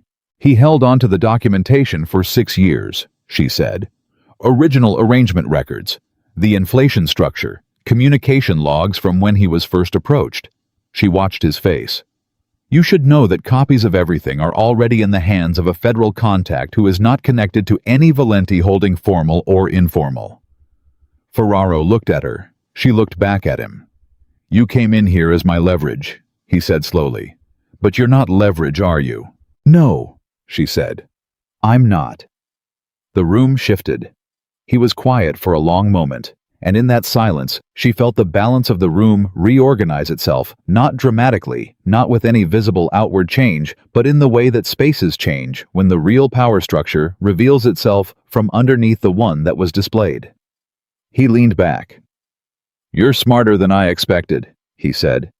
He told me you were. I didn't believe him. Who told you? She said. Adrian, he said. He said when I came to him 3 weeks ago to ask whether the Romano situation was proceeding smoothly, that his wife was the most pragmatic person he had met in years. A pause. I thought he was making conversation. I see now he was warning me. She filed that away.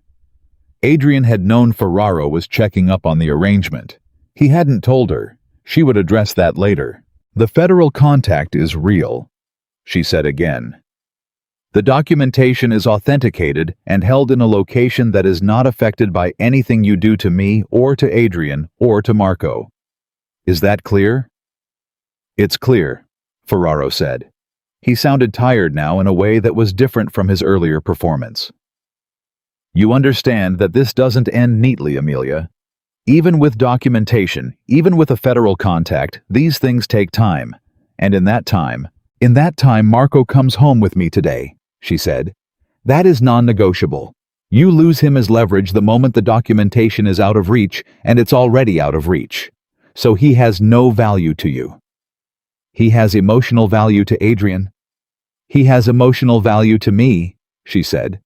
And I am the one sitting across from you right now, not Adrian. Ferraro studied her. What are you offering? He said. She had thought about this carefully in the car, in the 11 minutes between the moment Adrian said Marco's at the South Side property and the moment they pulled up to the building. She had run through every version of how this conversation could go. She had landed on one position and held it. I'm not offering anything, she said. I'm telling you what's already in motion. The case is being built. The documentation exists. Federal involvement is confirmed. None of that changes regardless of what happens in this room. What is in your interest, and I'm saying this practically rather than as any kind of favor, is to decide in the next few minutes whether you want to be the man who cooperated or the man who didn't. You're asking me to give up everything I've built, he said. I'm asking you to release my brother and walk out of this situation with as much negotiating room as you still have, she said, which is diminishing by the hour. He was quiet for a long moment. She held the silence the way she'd learned to hold it, not filling it, not pressing, just letting it exist and do its work. Your father was a good man, Ferraro said finally. I want you to know that. I knew Carlo Romano. Not well, but enough. He was the kind of man who made things around him more honest just by being there. He looked at her. I told Dominic Valenti at the time that using him was a mistake. Dominic didn't listen to me about that.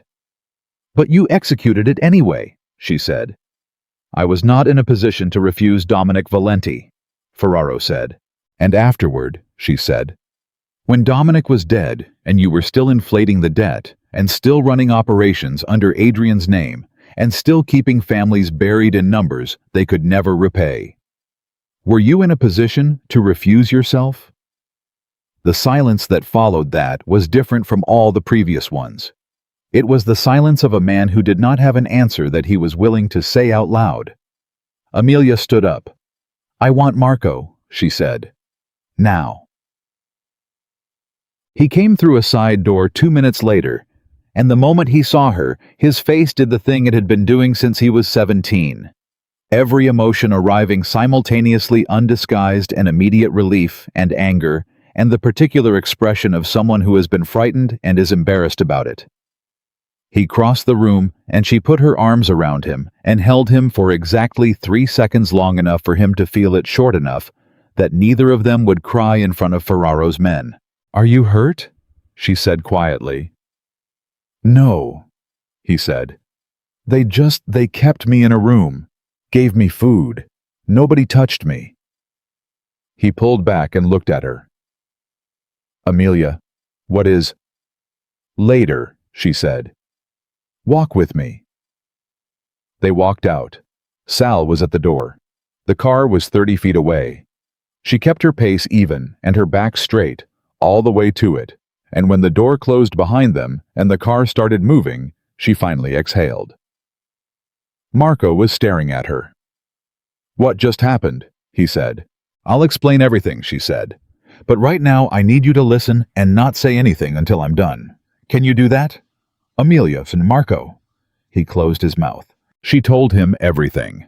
All of it, from the evening in Adrian's study, to the meeting with Caruso, to the documents, to the federal contact, to the conversation with Ferraro that had just happened 20 minutes ago. She told it the way she told him everything, in order, without softening, without sparing him the parts that were frightening, because he was 23 years old and he deserved to understand what had happened to their family. When she finished, the car was quiet. Marco sat looking at his hands. Dad never knew, he said. No. He spent the last 3 years of his life. I know, she said. He was quiet for another long moment. This man, he said. Adrian, you trust him? Yes, she said. I do. Marco looked at her. He had her father's eyes, that particular shade of brown that looked darker in certain lights, that she had spent her whole life reading for the signals they broadcast before the rest of his face caught up. What she saw there now was not the doubt she expected. It was the careful evaluating attention of a young man who had just been through something that had recategorized his understanding of the world and was updating accordingly. "Okay?" he said. "Okay," she said. "I trust your judgment," he said. "I always have." He looked out the window. "Also, he stocked 6 varieties of flower for you before you'd even met. That's either deeply unsettling or deeply romantic, and I can't decide which." She almost laughed. She pressed her fingers to her mouth and held it there. "Deeply unsettling," she said when she could speak. "Sure," Marco said, and the corner of his mouth moved.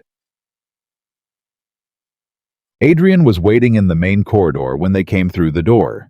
He looked at Marco, first a fast assessing look, checking for injury, confirming intact, and then he looked at Amelia with an expression that was not relief. Exactly because she was beginning to understand that Adrian Valenti processed relief the way he processed most intense emotions inwardly, thoroughly, and invisibly to anyone who wasn't paying close attention. She was paying close attention. "He's fine," she said. "I can see that," Adrian said. He looked at Marco. "Are you hungry?" "Enzo is in the kitchen." Marco blinked. "I could eat," he said after a moment. "Down the hall, second left," Adrian said. "Tell him I said to make the carbonara. He'll know what that means." Marco looked at Amelia. She nodded. He went. The moment he was out of earshot, she turned to Adrian. "You knew Ferraro was checking up on the arrangement," she said. 3 weeks ago. You didn't tell me." He didn't deflect. "I found out the morning after you met with Caruso," he said. "I made a judgment call that telling you immediately would change your behavior in ways that Ferraro might notice. You were the one variable he wasn't watching carefully. I didn't want to compromise that." "You were protecting an operational asset," she said. "I was protecting you," he said. "Badly, in the wrong way. I know that." "You don't get to decide what I know and when," she said. "We agreed on that in the beginning. Full information." "Yes," he said. "You're right. I'm sorry." She stared at him. The apology was direct and immediate and carried no qualifier. "No, but I thought, or given the circumstances." Just, "You're right. I'm sorry." She hadn't expected that either. "Don't do it again," she said. "I won't," he said. She believed him. She believed him. And that fact alone, the ease and speed of it, the absence of any internal argument, told her something about where she had arrived in the weeks since she had come into this house in a borrowed dress with shaking hands that she was only beginning to understand. "Ferraro is scared," she said, moving forward. "He covered it well, but it was there. The documentation changed his calculation. He spent 22 years building a position that depended on controlling information, and the information is out of his control now. He's going to move." "When?" "Soon," she said. "Within days. He's going to try to do something that either neutralizes the evidence or neutralizes the person who holds it. Your federal contact needs to know the timeline just changed." "I'll call him tonight," Adrian said. "We need to talk about what comes after," she said. "When this goes to federal, the investigation covers everything, not just Ferraro's operations. The Valenti name is on half of what he built, even if it's a forgery. That's going to create complications for you."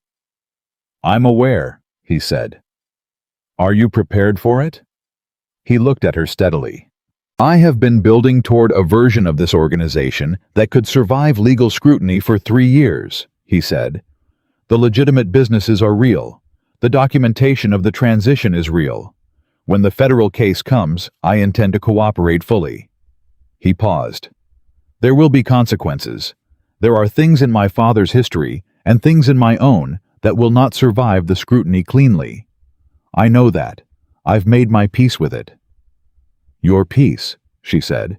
"What I mean is," he said, "that I made a choice a long time ago about what kind of man I was going to be, and I have not always succeeded at it, but the direction has been consistent. and when the cost of that direction comes due, I intend to pay it without trying to negotiate my way around it." She thought about her father. She thought about a man who had been honest in a situation where dishonesty would have been safer, and how the world had responded to that honesty. "The difference," she said quietly, "is that you're not going to be alone when it comes due." The corridor was quiet around them. Adrian looked at her with the specific expression she was learning to recognize as the one that appeared when something reached him, despite his best efforts to remain at a manageable distance from things that could reach him. "Amelia," he said. "I'm not saying it for your benefit," she said. "I'm saying it because it's practical. You need someone on your side of the table who knows the full picture and doesn't have anything to hide. That person is me." She held his gaze. "Use me correctly this time." He exhaled once, quiet and controlled. "The meeting with the federal contact," he said. "I'd like you to be there." "Good," she said. "When?" "2 days," he said. "I need time to brief him on the change in timeline first." "2 days," she confirmed. She started toward the kitchen, toward Marco and the carbonara, and the simple anchoring normalcy of her brother complaining about whatever Enzo put in front of him. "Amelia." Adrian's voice stopped her. She turned. "What you did today," he said. "Walking in there alone, knowing what you knew and using it the way you did. I want you to understand." He stopped. Started again. "My father would have sent 6 men and a warning. I would have sent Sal and a negotiating position. You walked in by yourself and you dismantled a 22-year operation in 11 minutes through information and nerve." She looked at him. "Your father's way creates enemies," she said. "Your way creates standoffs. My way," she paused, "creates an opening. What we do with it is the question." He said nothing. She walked to the kitchen. Marco was already on the stool at the center island, talking to Enzo, with his hands moving the way they always moved when he was telling a story, and the kitchen smelled like pancetta and garlic, and the specific warmth of a room where someone has been cooking with care. She sat down beside her brother and accepted the coffee Enzo placed in front of her without being asked, and she listened to Marco describe his morning with the darkly comic instinct for narrative that he had always had already, turning the worst hours of his day into something that made Enzo shake with laughter, and she held her coffee cup in both hands and let herself be for a few minutes. Just a person, sitting in a warm room with people she was beginning to recognize as home. Outside somewhere in the city, Ferraro was recalculating. The clock was running. She knew it. But tonight Marco was eating carbonara and Enzo was laughing and Adrian Valenti was down the hall doing whatever he did when the world was on the edge of something irreversible, and she was still here, still standing, still holding the thread. She had been doing this her entire life. She knew how to hold on.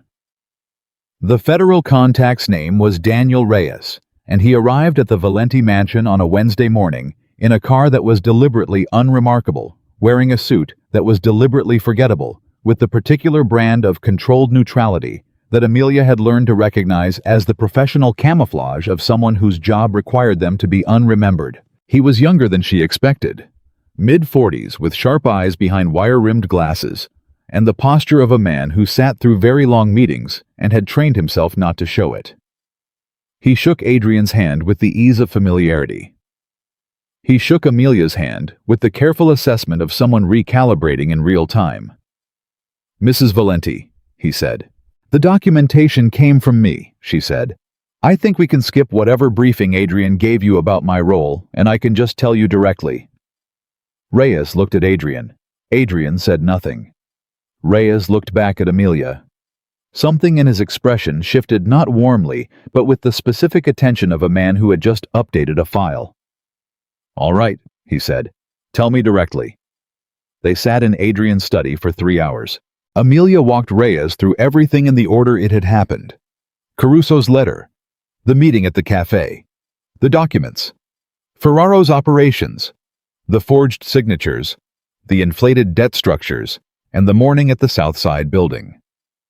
She spoke without notes because she had organized it in her head the way she used to organize the bakery's accounts by category, by date, by the chain of consequence that connected each element to the next. And she answered Reyes's questions without hesitation and without embellishment, because the facts were enough and she knew it. When she finished, Reyes was quiet for a moment. "You walked into Ferraro's building alone," he said. "Yes," she said, "knowing he had your brother and knowing what he was capable of." "I knew he needed me intact," she said. "Damaged leverage is worthless. That was my protection." Reyes looked at Adrian again. "She's right," Adrian said, which were the first words he had spoken in 40 minutes. "I know she's right," Reyes said with a dryness that suggested he found the situation simultaneously impressive and inconvenient. "That's what concerns me." He opened his folder. "Here's what I can tell you about where we are. The investigation that's been open on Valenti Holdings for 14 months has been running on evidence that we now understand was manufactured. Ferraro's fingerprints are on 3 of the 6 primary documents we've been working from. That is significant. That changes the evidentiary picture substantially." "How long to move on it?" Adrian said. "Building a case that holds against someone like Ferraro, with 22 years of infrastructure and the kind of legal resources he can access." Reyes paused. "Months, possibly longer." "We don't have months," Amelia said. "He's moving now. He knows the documentation is out of his control. He's going to try to either destroy the evidence chain or remove the people who can speak to it." "I'm aware of the urgency," Reyes said. "What I need from you is a cooperative posture that doesn't tip Ferraro off before we're ready to move. If he runs, we lose him. He has resources in 3 countries and enough advance warning to disappear completely." "So we wait," Adrian said. "You behave normally," Reyes said. "You continue exactly as you have been. No sudden moves, no visible changes in security posture, no contact with Caruso, except through channels we control." He looked at Amelia. "And you, Mrs. Valenti, you stay visible but unthreatening. You are, as far as Ferraro's network is concerned, exactly what he designed you to be." "The liability," she said. "The wife," he said carefully. The words sat in the room for a moment. "How long?" she said. 2 weeks, Reyes said. 14 days. We move on day 15. She looked at Adrian. He looked at her. Neither of them said what they were both thinking, which was that a man like Ferraro, scared and recalculating, was capable of moving faster than 14 days. 14 days, Adrian said. "I'll be in contact daily," Reyes said. He closed his folder and looked at Amelia one more time. "Your father, Mrs. Valenti, Carlo Romano. We have his name in our records. He refused a solicitation from Dominic Valenti's people in 1998 and reported the contact to a field office in the North Shore district. The report was buried. We didn't know that until your documentation surfaced." She went very still. "He reported it," she said. "He reported it the same week it happened," Reyes said. "He told the truth to the right people, and the right people failed him. I want you to know that his record with this office is clean. I intend to make sure that's formally documented before this case closes." She didn't trust her voice for a moment. She nodded. Reyes left. The study was quiet. Adrian was watching her with the particular attention he used when he was giving her space to process something without filling the space before she was ready. "He told the truth," she said finally. "Yes." "He did everything right," she said. "He said no. He reported it. He trusted the right institutions, and the right institutions let him down, and he spent the rest of his life thinking it was his fault." "Yes," Adrian said. She pressed her fingers to her mouth, held them there, breathed through her nose until the pressure in her chest reorganized itself into something she could manage. 14 days, she said when she could. 14 days, he confirmed. "Then we do what Reyes said," she said. "We behave normally. We look like nothing has changed." She lowered her hand. "What does normal look like for you in the next 2 weeks?" "There's a dinner on Friday," he said. "Industry people, some city officials. The kind of event I attend twice a year to maintain the appearance of legitimate operation. Ferraro will likely be there." "Then I'm going with you," she said. I expected you would, he said. She stood up. I'm going to bake something, she said. Don't read anything significant into that. I bake when I need to think, and I need to think. I know, he said. Enzo stalked the cake flour. She stopped. When? Yesterday, he said. He said you'd been looking at the tin on the top shelf. She stood at the door of his study and looked at the man she had married, and thought not for the first time that the most disarming thing about him was not the power, or the restraint, or the controlled competence with which he managed every situation. It was the attention. The specific, consistent, unhurried attention he paid to her, not to manage her, not to keep her satisfied, but because he was genuinely watching, genuinely noting, genuinely adjusting the world around her in small ways because he had noticed what she needed before she asked. She didn't say any of that. Thank you, she said. She went to the kitchen. She made a cake that took 4 hours from start to finish, and it was the most focused she had been in 2 weeks, and it was exactly what she needed. The dinner on Friday was held in a private room at a restaurant on the Gold Coast that was the kind of place where the lighting was designed to make everyone look more powerful than they felt. Amelia wore a dress that Rosa had quietly appeared with 2 days earlier, deep blue, understated exactly right, and sat beside Adrian for 4 hours and performed the role of Mrs. Valenti with a precision that came from understanding exactly what the role required and what it was concealing. Ferraro was there. He arrived 40 minutes in, and when he saw her across the room, his face performed warmth so convincingly that she might have believed it if she hadn't spent 11 minutes across a table from him watching his actual responses happen in the half-second before his composure caught up. He came to greet them. He kissed her hand. He shook Adrian's hand. He made small talk about the dinner and the weather and a development project on the south side, with the ease of a man who had been performing for decades and had stopped distinguishing between the performance and the reality. You look well, Amelia, he said. Marriage agrees with you. Thank you, Giancarlo, she said, and smiled. Adrian tells me you two have been working together for over 2 decades. That must build quite a bond. It does, Ferraro said, and looked at Adrian. A bond I value enormously. Adrian looked back at him. As do I, Adrian said. The three of them stood in the warm light of the restaurant, performing a scene from a version of events that none of them believed, and Amelia held her glass and smiled, and thought, 11 more days. Ferraro moved away to greet someone else. Adrian's hand found the small of her back, not possessively, but with the light, deliberate pressure of 2 people communicating without words, and she leaned into it by a fraction. He looked at you differently, he said low enough that only she could hear. I know, she said. He's trying to figure out how much I told you about our conversation. He's not sure whether you're still an asset or a liability. Good, she said. Let him be unsure. The dinner continued. She talked to a city alderman about neighborhood development, and a property developer about zoning regulations, and a woman named Catherine Marsh, who ran a nonprofit for workforce development on the west side, and who turned out to be genuinely interesting and funny, in a way that caught Amelia off guard. She made a note of Catherine's name. In a different version of this evening, she would have spent the whole night talking to her. She filed that away too. At 10:15 they left. In the car, the silence lasted 3 blocks before Adrian said, He made a phone call during the dinner. I had someone watching. He stepped out during the main course and was on the phone for 6 minutes. Who did he call? She said. We don't know yet, he said. We're working on it. 6 minutes is a long call for a social dinner, she said. Yes, he said. She looked out the window. He's accelerating, she said. He made a decision tonight. Something about seeing us together. Seeing that I was composed involved not what he expected, it moved his timeline. You think he's moving before the 14 days?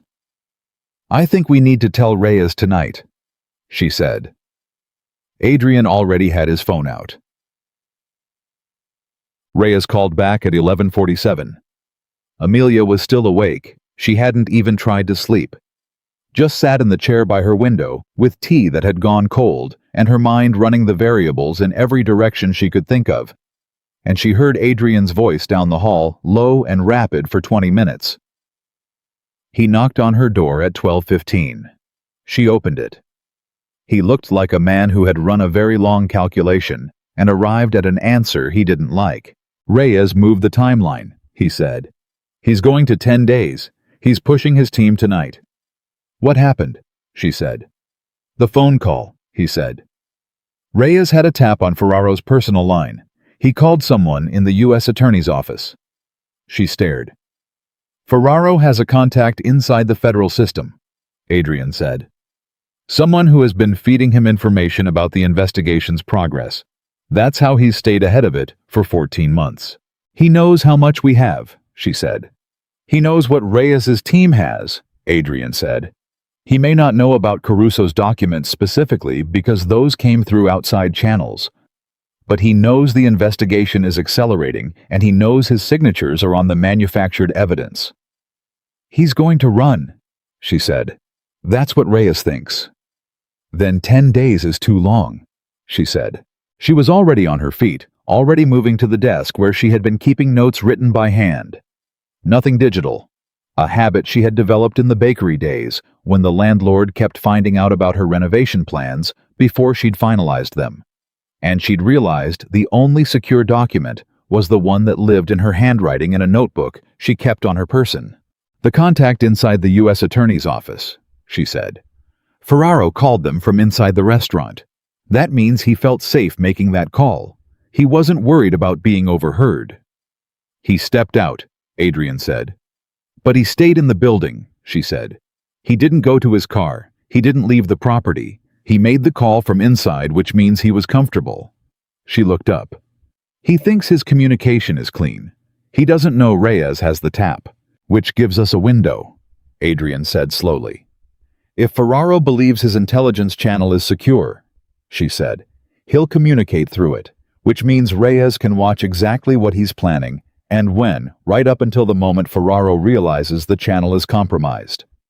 And the moment he realizes, he runs, she said. So Reyes needs to let the channel run until the last possible second, and then move simultaneously on Ferraro and the contact. I need to call Reyes back, Adrian said. Call him, she said. But Adrian, the contact inside the federal system. Do you have any sense of who it might be? He looked at her. I have a guess, he said. I've had it for about an hour, and I haven't wanted to say it out loud because once I say it, I have to act on it. Say it, she said. A man named Patterson, he said. Senior investigator. He's been on the organized crime task force for 8 years. He was the one who opened the file on Valenti Holdings 14 months ago. He paused. He was also, I found out 3 months ago, deeply in debt. Personal debt. The kind that makes a man receptive to a conversation he would normally never have. You knew about the debt, she said. I knew about it, he said. I didn't know what he'd done with the desperation. She thought about Caruso. She thought about Vincent Caruso. A frightened man in debt, making a choice that had seemed like a solution and had turned out to be a disaster he'd spent 20 years carrying. People in debt make bad decisions, she said. Yes, Adrian said. And Ferraro finds them, she said. That's his pattern. He finds people who are desperate and he offers them a way out that costs them everything they are. Yes, he said again. She sat down. Give Reyes Patterson's name, she said. Let him verify, and then we hold until Reyes is ready. And if Ferraro moves before Reyes is ready? Adrian said. She looked at him. Then we deal with it, she said. The way we've dealt with everything else. Together. He held her gaze for a moment. Then he lifted his phone and called Reyes. Day 13 arrived the way bad days often do, quietly without announcement, wearing the face of an ordinary morning. Amelia was in the kitchen at 7:30, making coffee when Sal appeared in the doorway with his expression wrong. Not alarmed, Sal was not a man who alarmed easily, but reconfigured in a way that meant the information he was carrying was significant and he was deciding how to deliver it. "Where's Adrian?" she said. "Study," Sal said. "He asked me to come get you." She went. Adrian was on the phone when she walked in. She knew from the set of his shoulders before he turned around. She knew from the speed of his movements, the way he was standing, the specific physical language of a man whose worst calculation has just been confirmed. He hung up. He looked at her. "Patterson is gone," he said. "Reyes went to bring him in this morning and he wasn't at his home, wasn't at his office. His car is at O'Hare in long-term parking." "He ran," she said. "He ran last night," Adrian said. "Which means Ferraro knows. Somehow, between last night and this morning, Ferraro found out that Patterson was being looked at, and he burned the channel and warned him." "Which means Ferraro is running too," she said. "Reyes is executing warrants right now," Adrian said. "Everything simultaneously, Ferraro's residence, his properties, his financial accounts. They're moving." "But Ferraro had last night's head start," she said. "Yes." She thought fast. "His properties," she said. "The South Side building, the other off-book locations you told me about. Would Reyes's team cover all of them?" "The ones on record," he said. "But Ferraro has properties that aren't on any record I gave Reyes. Properties I only know about because I've been tracking his movements for 3 months." "Then those are the ones he'd go to," she said. Adrian was already pulling out a separate phone, one she hadn't seen before. A burner, the kind that suggested a level of operational caution that he hadn't needed to exercise before now. "I'm going to call Reyes with the locations," he said. "But Amelia—" "I know," she said. "There's one he'd use.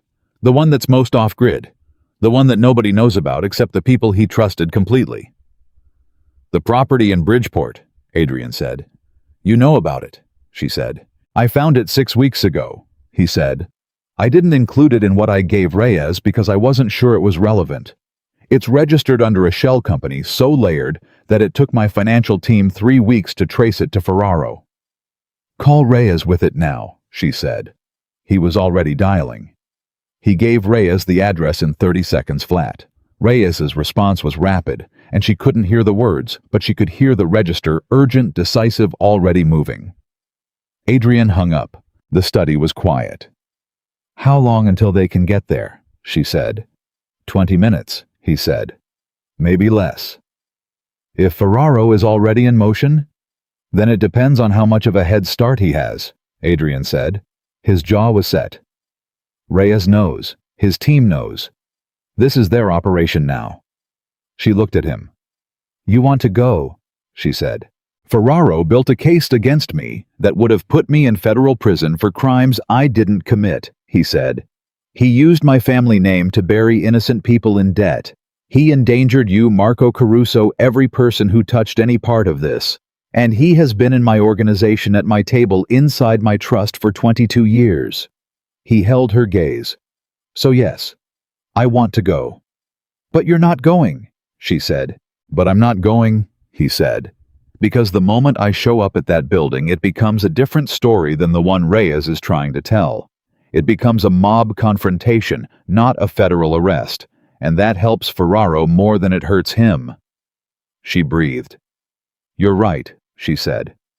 "I know," he said. "It doesn't make it easier." They waited. It was the hardest waiting she had done, harder than the cafe on Michigan Avenue, harder than the South Side building, harder than the 14 days that had just compressed into 13.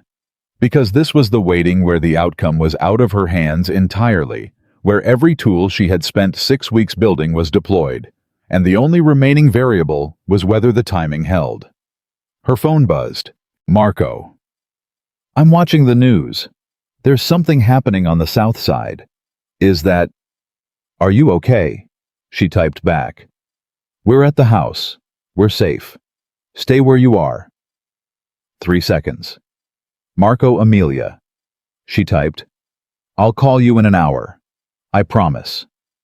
She put the phone face down on the desk. Adrian was looking at her. "He watches the news too much," she said. He's 23, Adrian said. It's what 23-year-olds do. He used to watch cooking competitions, she said. Before all of this. He'd call me and narrate them in real time, and I would pretend to be interested. Were you? Sometimes, she said. Mostly I just liked that he called. The room was quiet for a moment. Adrian's burner phone rang. He answered it in one motion. Listened. His face went through three things in rapid succession: tension, then something that was not quite relief, but was adjacent to it, then the particular stillness of a man absorbing information that is significant enough to require a moment before it can be spoken. He hung up. He looked at her. They have him, he said. The breath she released was not something she had planned. Ferraro, she said. Bridgeport property, he said. He was there. He hadn't been gone long enough. Reyes's team walked in while he was still sorting papers. A pause. They found records, Amelia. Physical records. Going back 18 years. Documented evidence of every manipulation, every manufactured debt, every forged signature. He kept records of all of it. Of course he did, she said. He kept them to control people. The same way Caruso kept his records, because having the evidence meant having the leverage. Except now Reyes has them, Adrian said. And Ferraro has nothing, she said. She sat down. She sat down because her legs had decided now that the immediate operational requirement for them was resolved to register 18 days of sustained tension all at once. She pressed both palms flat on her thighs and breathed slowly, and let the feeling move through her. Not relief exactly, not yet, because there was still too much ahead, but the specific release of a pressure that has been present for so long, you stopped recognizing it as pressure. Patterson, she said. They picked him up at the airport, Adrian said. He didn't make his flight. She nodded. He sat down across from her, not at the desk, but in the chair beside it, so that for the first time they were on the same side of the furniture. It's not over, he said. The case will take months. Ferraro's lawyers are going to be very good. There will be proceedings, depositions, complications I can't anticipate. And the federal scrutiny on Valenti Holdings is going to intensify before it resolves. I know, she said. There will be things that come out, he said. About my father. About the organization's history. Things I can't control and can't protect you from. I don't need protecting from the truth, she said. I think we've established that. He was quiet for a moment. Your father's debt, he said. The Romano debt. I'm having my legal team draw up documents to formally dissolve it, retroactively, with a formal acknowledgement that the original obligation was manufactured and that no legitimate debt ever existed. She looked at him. She looked. The bakery property, he said. The building your family owned. It was acquired by a Valenti holding after your father's death as part of the debt settlement. I'm transferring it back, to you, fully, no conditions. The study was completely quiet.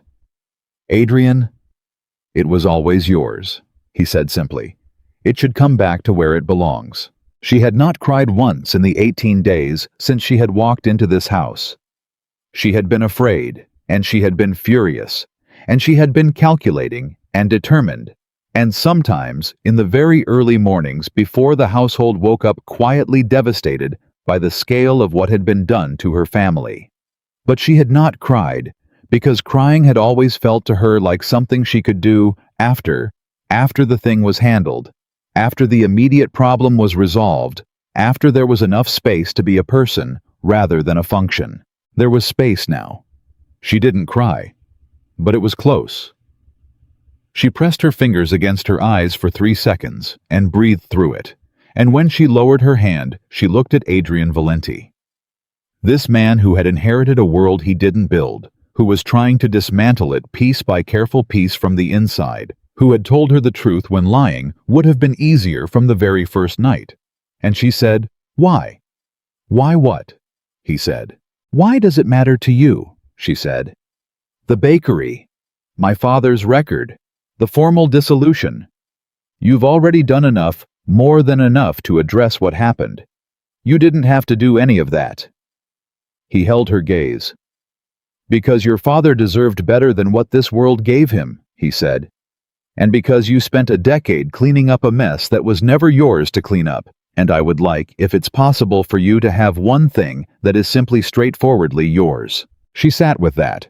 She let it settle. Thank you, she said. Don't thank me, he said. It's not generosity, it's correction. She almost smiled. Very practical, she said. I'm a practical man, he said. You're not actually, she said. A practical man doesn't stock 6 kinds of flour. A practical man doesn't put cedar blocks on windowsills for a woman he's never met. A practical man doesn't tell the truth in every conversation when a comfortable lie would end things faster. She held his gaze. You want to be practical. You're not. He was quiet for a long moment. No, he said finally. I suppose I'm not. Outside, somewhere across the city, Reyes's team was processing an arrest that would take months to fully resolve. Somewhere Patterson was being read his rights in an airport terminal. Somewhere Marco was refreshing the news on his phone, waiting for her to call. Inside, in the quiet of his study on a Thursday morning, Amelia Romano looked at the man she had married and recognized, the moment she was in, not the end of something, but a door she had just walked through without quite realizing she'd reached it. I need to call my brother, she said. Of course, he said. She stood up. After that, she said, I want to talk about what comes next. For the case, he said. For the bakery, she said. If it's mine, I want to plan what I'm going to do with it. And I want your opinion because you have better business instincts than you let on, and I've noticed that you have opinions about everything, but only share them when you're asked. The corner of his mouth moved. That is a fair observation, he said. I know, she said. An hour, I'll be back. She walked out of his study and down the east corridor, and she called her brother and she told him it was over, and Marco made a sound on the other end of the line that was not quite a word, but communicated everything, and she stood at the window with her phone pressed to her ear and let him talk for 10 minutes straight without interrupting because he needed to, and she had the time and the silence to give it to him. Then she went back. She was always going back. The months that followed Ferraro's arrest did not feel like victory. They felt like excavation. Every week brought something new out of the ground. Another forged document. Another family buried under manufactured debt. Another name connected to arrangements that Ferraro had been running quietly for decades, underneath the surface of everything that was visible. Reyes's team worked methodically, and Adrian's legal team worked in parallel, and Amelia sat in the study 3 mornings a week, reviewing documents that described in the precise and bloodless language of federal case files exactly how much damage one man's greed and one organization's silence had done to ordinary people who had simply been in the wrong place at the wrong time. She read every file. Adrian asked her once why she was doing it, not to discourage her, but with the genuine curiosity of a man trying to understand a choice he hadn't made himself. Because someone should, she said. Because these people are names in a folder right now, and they were real people with real businesses and real families, and someone should read what happened to them and actually register that it happened. He looked at her for a moment. You can't fix all of it, he said. I know, she said. I'm not trying to fix it. I'm trying to witness it. There's a difference.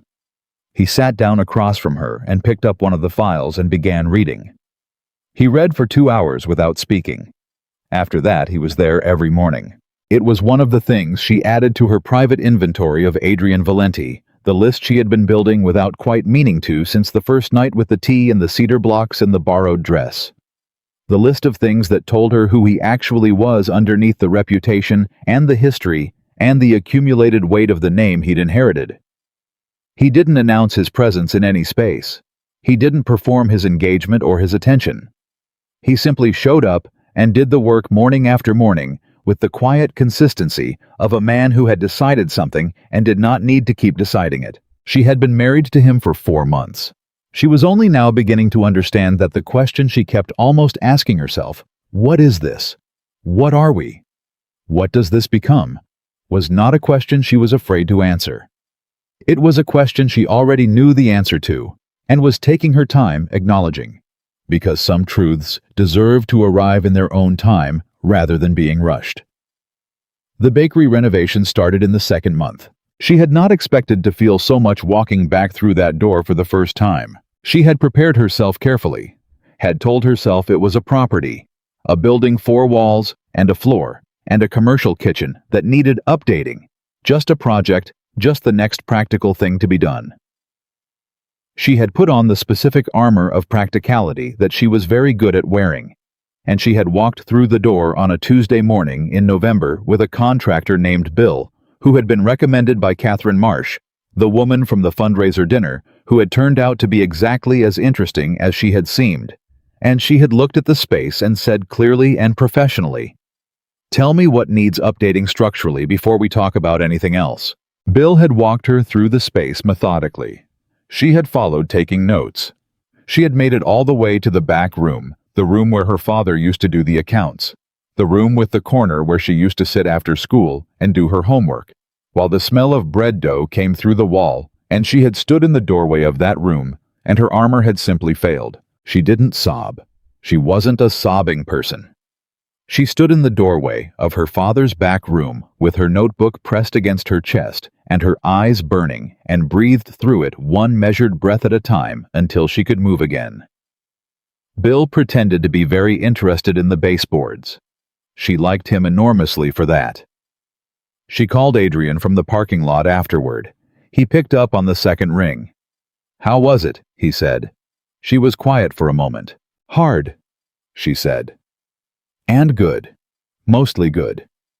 She looked at the building from the outside. "I want to change the name." "What were you thinking?" "Romano's was always my father's name," she said. "I want something that's mine, something forward." She paused. "I was thinking Amelia's. Simple. Just that." A beat. "That's exactly right," he said. She exhaled. "I'll be home for dinner," she said. She didn't ask herself when home had stopped being a complicated word. Peg. The deposition happened in the 3rd month. Amelia had been called as a witness, not a defendant, not a subject, but a witness to the chain of events that had led to Ferraro's arrest and to the surfacing of Caruso's documentation. She had known it was coming. She had prepared with Adrian's legal team for 2 weeks, going through every question they expected and a number they didn't, until she could answer anything in the precise, factual language that depositions required without losing the thread or getting pulled into territory that wasn't hers to speak to. She was not afraid of the deposition. She was unexpectedly afraid of what came immediately before it. The federal building where the deposition was held was 3 blocks from the North Shore field office, where her father had reported Dominic Valenti's solicitation in 1998. Reyes had confirmed the address. He had shown her the original report, Carlo Romano's handwriting, neat and careful. Filing a complaint that had been buried by a man named Patterson, who had been in the U.S. Attorney's Office for 12 years before anyone noticed what he was. She had held that document in her hands for a long time. Her father's handwriting. Her father at 39 years old doing exactly what you were supposed to do when someone tried to involve you in something criminal. Following the rules, trusting the system, telling the truth in the specific and deliberate way of a man who believed that the truth delivered to the right place would protect him. She had folded it carefully and given it back to Reyes. "I'd like a copy," she said. "I'll make sure you get one," he said. On the morning of the deposition, Adrian drove her himself. He did not offer. He simply appeared at the door at 7:30, jacket on, keys in hand, with the quiet efficiency of a man who had already decided the morning's logistics without consultation. She could have argued. She didn't. In the car, she was quiet for the first 10 minutes. Then she said, "He would have been 65 this year." Adrian didn't ask who. He knew. "He would have been absolutely insufferable about the bakery renovation," she said. "He had very strong opinions about kitchen layouts, very specific ideas about where the ovens should go that were based entirely on habit and not at all on efficiency." She paused. "He would have told me everything I was doing wrong and then eaten whatever I made and said it was the best thing he'd ever tasted." Adrian was quiet for a moment. "He sounds like someone worth knowing," he said. "He was," she said. He really was. They drove the rest of the way in silence, but it was the kind of silence that held something rather than the kind that lacked something, and she noticed the difference. The deposition lasted 4 hours. She answered every question clearly, in order, without embellishment and without retreat. She described the letter from Caruso and the cafe meeting and the documents and the South Side building and the conversation with Ferraro, and she described all of it the way she had been trained to describe it, factually, precisely, without the editorial weight of how she had felt in those moments, because her feelings were not the evidence. The feelings were hers. The evidence belonged to the case. Afterward, in the marble lobby of the federal building, Reyes found her before she reached the door. "You were extraordinary in there," he said. "I was accurate," she said. "That's all." "In my experience," he said, "accuracy under that kind of questioning is not as common as you'd think." He paused. "Your father's report has been formally included in the case record. His name is there, accurately, correctly on the right side of the documentation." She held that for a moment. "Thank you," she said, "for making sure." "It was the least the office could do," Reyes said. "About 30 years too late, but it's there now." She walked out into the November air and found Adrian leaning against the car waiting. He straightened when he saw her. He looked at her face with that specific, quiet attention she had come to depend on without meaning to. "Done," he said. "Done," she said. "Enzo made soup," he said. "He started it this morning. He said you'd need it." She almost laughed. "How did Enzo know what I'd need?" He said, and I'm quoting exactly, "that any woman who walks into a federal building before 8 in the morning to tell the truth needs something warm waiting for her when she comes out." She did laugh then, a real one. "He's right," she said. "Let's go." The trial date was set for spring. In the months between the deposition and the trial, things shifted in ways that were slow enough that Amelia only noticed them when she looked back rather than forward. The organization that Adrian was restructuring was not a quiet process. It involved lawyers and accountants and a series of meetings that sometimes lasted until midnight and left him with the particular exhaustion of a man doing work that required him to simultaneously look forward and backward and manage the gap between the two. She watched him do it and said nothing, except when he asked her opinion, and he asked her opinion more and more frequently, with the straightforward practicality of someone who had identified a resource and was using it correctly. She didn't mind being a resource. She was one. So was he. That was marriage, she had decided.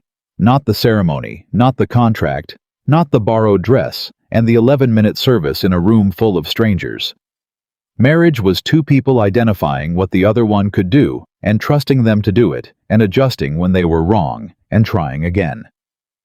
She had been doing it for 4 months and she was getting better at it. Marco spent more time at the mansion than at his apartment, which had initially surprised her and then stopped surprising her. He and Enzo had developed a relationship that she could only describe as mutually beneficial and occasionally chaotic. Marco cooked badly with tremendous enthusiasm, while Enzo provided a running critical commentary that Marco received with delight rather than discouragement. Adrian had walked into the kitchen one evening to find Marco attempting a soufflé, and Enzo standing by the oven with his arms crossed like a boxing coach watching a fight he knew was going to go wrong, but felt honor-bound to witness. And Adrian had looked at the scene and said nothing, just poured himself coffee and sat at the island, and Amelia had noticed that when the soufflé inevitably collapsed and Marco let out a sound of theatrical devastation, Adrian had been the one to say, "Try the temperature lower next time, 10 degrees. Marco had stared at him. "You bake," Marco said. "No," Adrian said, "but I read." Marco had looked at Amelia with an expression that was equal parts bewildered and amused, and she had looked back at him with an expression that said, I know. I'm still figuring it out too." That evening, after Marco went home and Enzo retired and the kitchen was quiet, she had stood at the center island doing exactly nothing, and Adrian had come in looking for coffee and stopped when he saw her. "What?" he said. "Nothing," she said. "Just thinking. About..." She looked at him across the kitchen island, the man with the gray at his temples, and the old scar on his jaw, and the greenhouse full of herbs he tended every Sunday morning. The man who had given her tea when she was afraid, and told her the truth when lying would have been easier, and showed up every morning to read the files, because someone should witness what happened to people who had been failed by the world he had inherited. About how strange it is, she said, that I came into this house prepared to endure it. And, he said, and I don't endure it, she said. I live here. He was quiet. Is that all right? She said.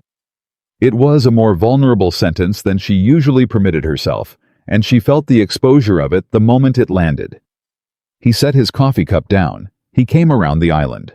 He stopped in front of her close enough that she had to look up slightly to hold his eyes, and he said, "It is the best thing anyone has told me in as long as I can remember." She held his gaze. "Good," she said. "Because I wasn't planning to leave." He kissed her then, not dramatically, not as a performance of anything, but in the direct and deliberate way that he did everything, and she kissed him back with the specific relief of someone who has been waiting for something without quite admitting they were waiting. And the kitchen was quiet and warm and smelled like Enzo's soup from earlier, and it was exactly right. The twist that arrived in January was one she had not anticipated, which surprised her because she thought by now she had anticipated most things. It came from Catherine Marsh. Catherine called on a Wednesday afternoon 4 months after the dinner where they'd met and said, "I need to talk to you about something, not a small thing." They met at a coffee shop that Catherine had chosen, which already told Amelia something. Catherine was a woman who chose her own environments. "I've been doing some research," Catherine said without preamble, "on the families affected by Ferraro's debt arrangements, the ones in the case files." "I've been reading those files," Amelia said. "I know," Catherine said. "Reyes told me you'd requested copies." She wrapped both hands around her coffee cup. "There are 47 families in that documentation, Amelia. 47 small businesses and households that were buried under manufactured debt over 18 years. Some of them lost their businesses. Some of them lost their homes. Some of them are still carrying debt they don't know was fabricated because they were never connected to the Romano case directly." Amelia was very still. "What are you proposing?" she said. "I run a workforce nonprofit," Catherine said. "I have infrastructure, legal support, grant relationships, community connections. What I don't have is the knowledge of how those debt structures were built, or the legal documentation to challenge them, or frankly, the credibility of someone who went through this personally and came out with evidence." "And I have all of those things," Amelia said. "You have all of those things," Catherine confirmed. "I want to propose a partnership, a formal one, an organization specifically dedicated to identifying families affected by these kinds of manufactured debt arrangements and providing legal support to challenge them." Amelia looked at her. "This goes beyond Ferraro," she said. "He's one case. This pattern exists everywhere that organized money intersects with vulnerable small businesses," Catherine said. "Ferraro is not unique. He's just the one we can document." The coffee shop was busy around them, the comfortable noise of a Wednesday afternoon, and Amelia sat with the idea and felt it settle into her with the specific weight of something that was not optional. Not because anyone was requiring it of her, but because once you had seen something clearly, you could not choose to unsee it. And she had spent 4 months reading the names in those files and registering what had happened to real people, and this was the next thing. This was what the witnessing led to. "I need to talk to Adrian," she said. "Not for permission, for resources. He has legal infrastructure that would be useful." "I know," Catherine said. "I assumed you would." "And the bakery," Amelia said. "When it opens, I want it connected to the organization. Employment pathways. Training for people coming out of financial hardship who want to work in food service." Catherine smiled. "I was hoping you'd say that," she said. Amelia drove home with her mind already running the architecture of it, how it would be structured, what it would require, who else would need to be at the table. She was so far into the planning by the time she pulled up to the mansion that she almost didn't notice Adrian standing at the entrance. He was waiting for her, which he didn't usually do. His expression was the one she associated with significant information being managed carefully. "What happened?" she said. "Ferraro's lawyers filed a motion this morning," he said. "They're challenging the admissibility of Caruso's documents on the basis that they were obtained through an unlicensed investigation." She stared. "Can they do that?" she said. "They're trying," he said. "Reyes says the motion is weak, but it will delay proceedings by at least 6 weeks, possibly more." She took a breath. "It doesn't change the outcome," she said. "It slows it down." "Yes. Then we deal with 6 weeks," she said. "Adrian, I need to talk to you about something Catherine proposed this afternoon." He held the door open for her. "Tell me inside," he said. "Enzo made dinner." She walked in. She told him over dinner in full detail, watching his face as she described Catherine's proposal and the 47 families and the structure she had already started sketching in her head on the drive home. He listened, the way he always listened, completely without interrupting, with the focused attention that she had learned was his highest form of respect for anyone. When she finished, he was quiet for a moment. "The legal infrastructure you'd need," he said. "I have 3 attorneys who specialize in exactly this kind of debt challenge. I've been wanting to put them to use on something other than protecting my own holdings." "I want them to work for the organization," she said. "Not for us." "That's what I mean," he said. She looked at him. "You've been thinking about this," she said. "I've been reading the same files you have," he said. "I've been thinking about it for 2 months. I didn't know what shape it should take." He met her eyes. "You found the shape." "Catherine found it," she said. "I'm the bridge." "You're more than the bridge," he said. She thought about her father. She thought about Carlo Romano, who had told the truth and been failed by the institutions that were supposed to receive it, and who had died without knowing that the truth had survived him. She thought about 47 families and the names in the files and the morning she had stood in the doorway of his back room and understood all over again what it cost when ordinary people were simply in the wrong place. "I want to name it after him," she said quietly. "The organization. The Romano Initiative. Something like that." Adrian was still. "He would have hated the attention," she said. "He was the most modest man I've ever known. He would have said it was unnecessary, and then been privately moved by it for years." She felt her throat tighten and held it steady. "I want his name on something that does what he tried to do. Tell the truth. Protect people who deserve protecting." Adrian reached across the table. He covered her hand with his. He didn't say anything. He didn't need to. Amelia's Bakery opened on the first Saturday of April. The sign above the door read, "Amelia's," in clean, simple lettering, that she had chosen herself after rejecting 11 versions that were too ornate or too modern or too anything other than what the word actually was. Her name plainly stated above a door that was hers. Marco was there at 5 in the morning, claiming he was there to help, and mostly getting in the way, which was exactly what she had expected and had planned for. Enzo arrived at 5:30 uninvited, carrying a container of something he refused to identify until it was already in the oven, and when it turned out to be a savory morning pastry that was so good it stopped 3 separate conversations. When people tasted it, he accepted the praise with the modesty of a man who had known exactly what he was doing and felt no need to say so. Catherine was there at 8 with half her nonprofit staff and a banner she had made that was perhaps slightly too large for the storefront, but communicated an enthusiasm that Amelia found she didn't want to argue with.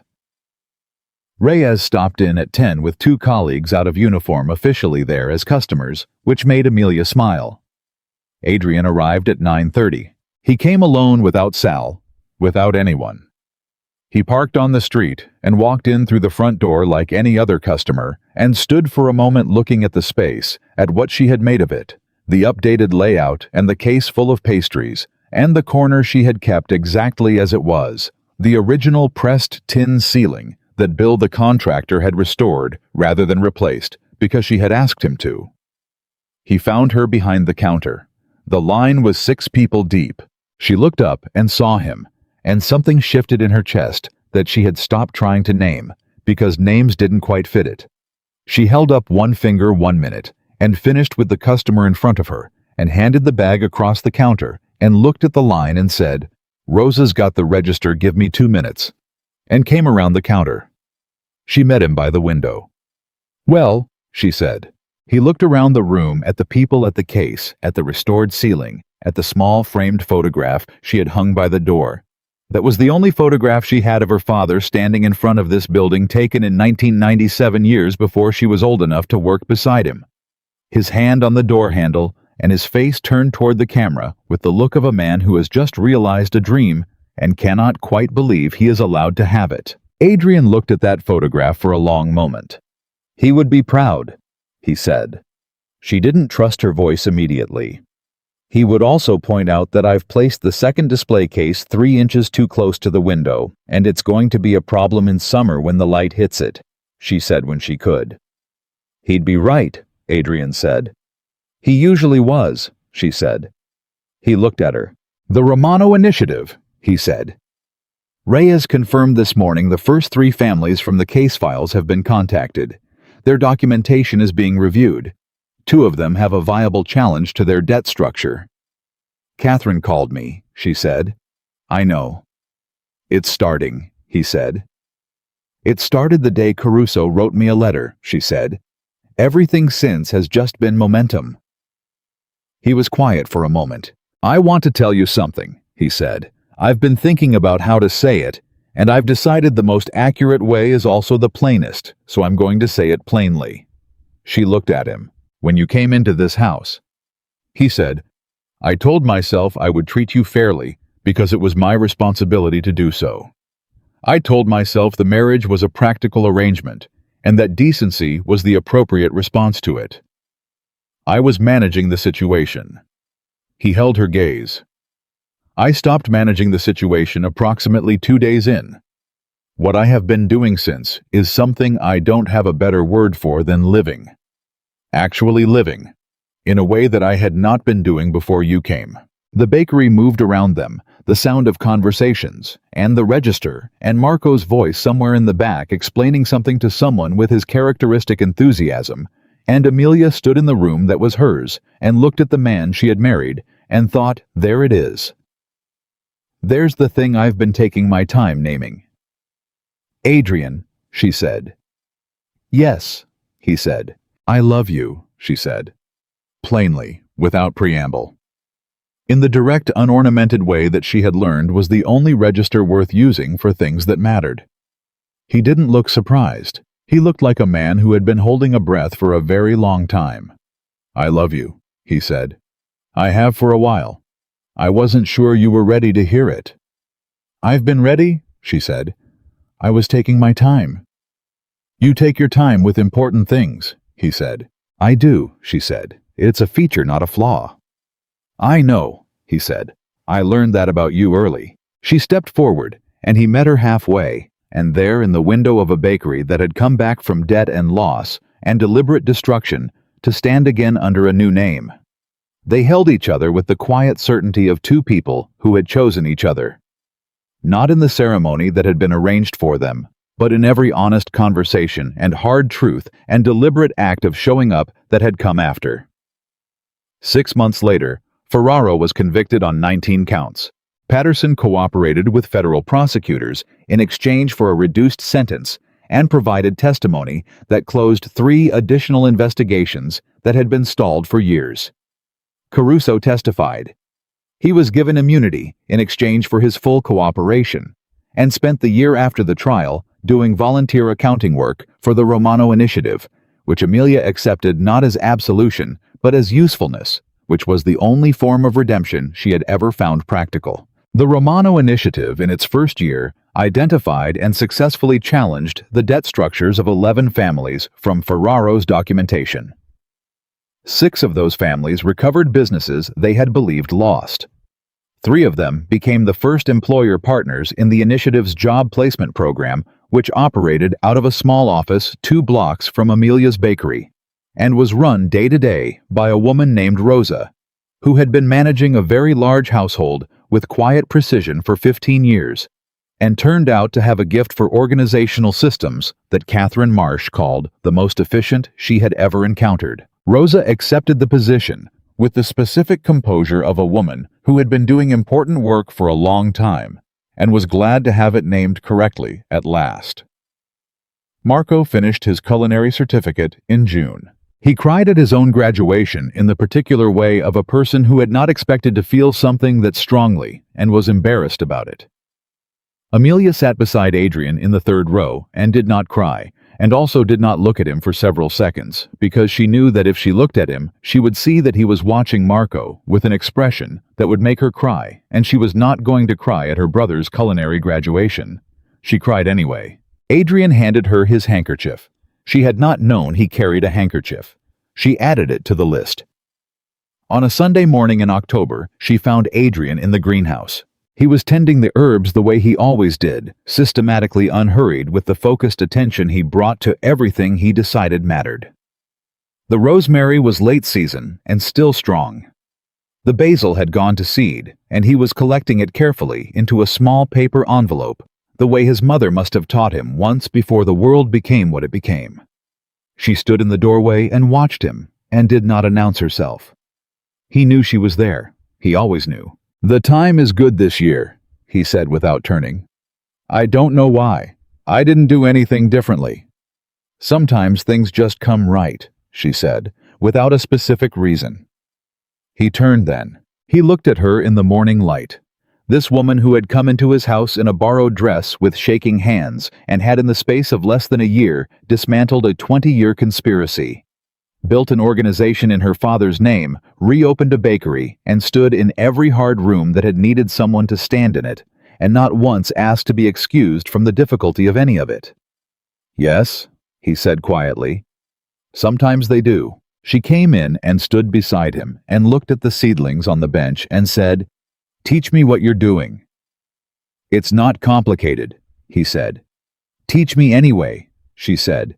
He showed her how to collect the seeds, how to hold the spent flower head gently over the envelope, how to coax the seeds loose without crushing them, how to label the envelope in the small, careful handwriting he used for the task. Because the labels mattered, because next year you needed to know what you had, she learned. She was always learning.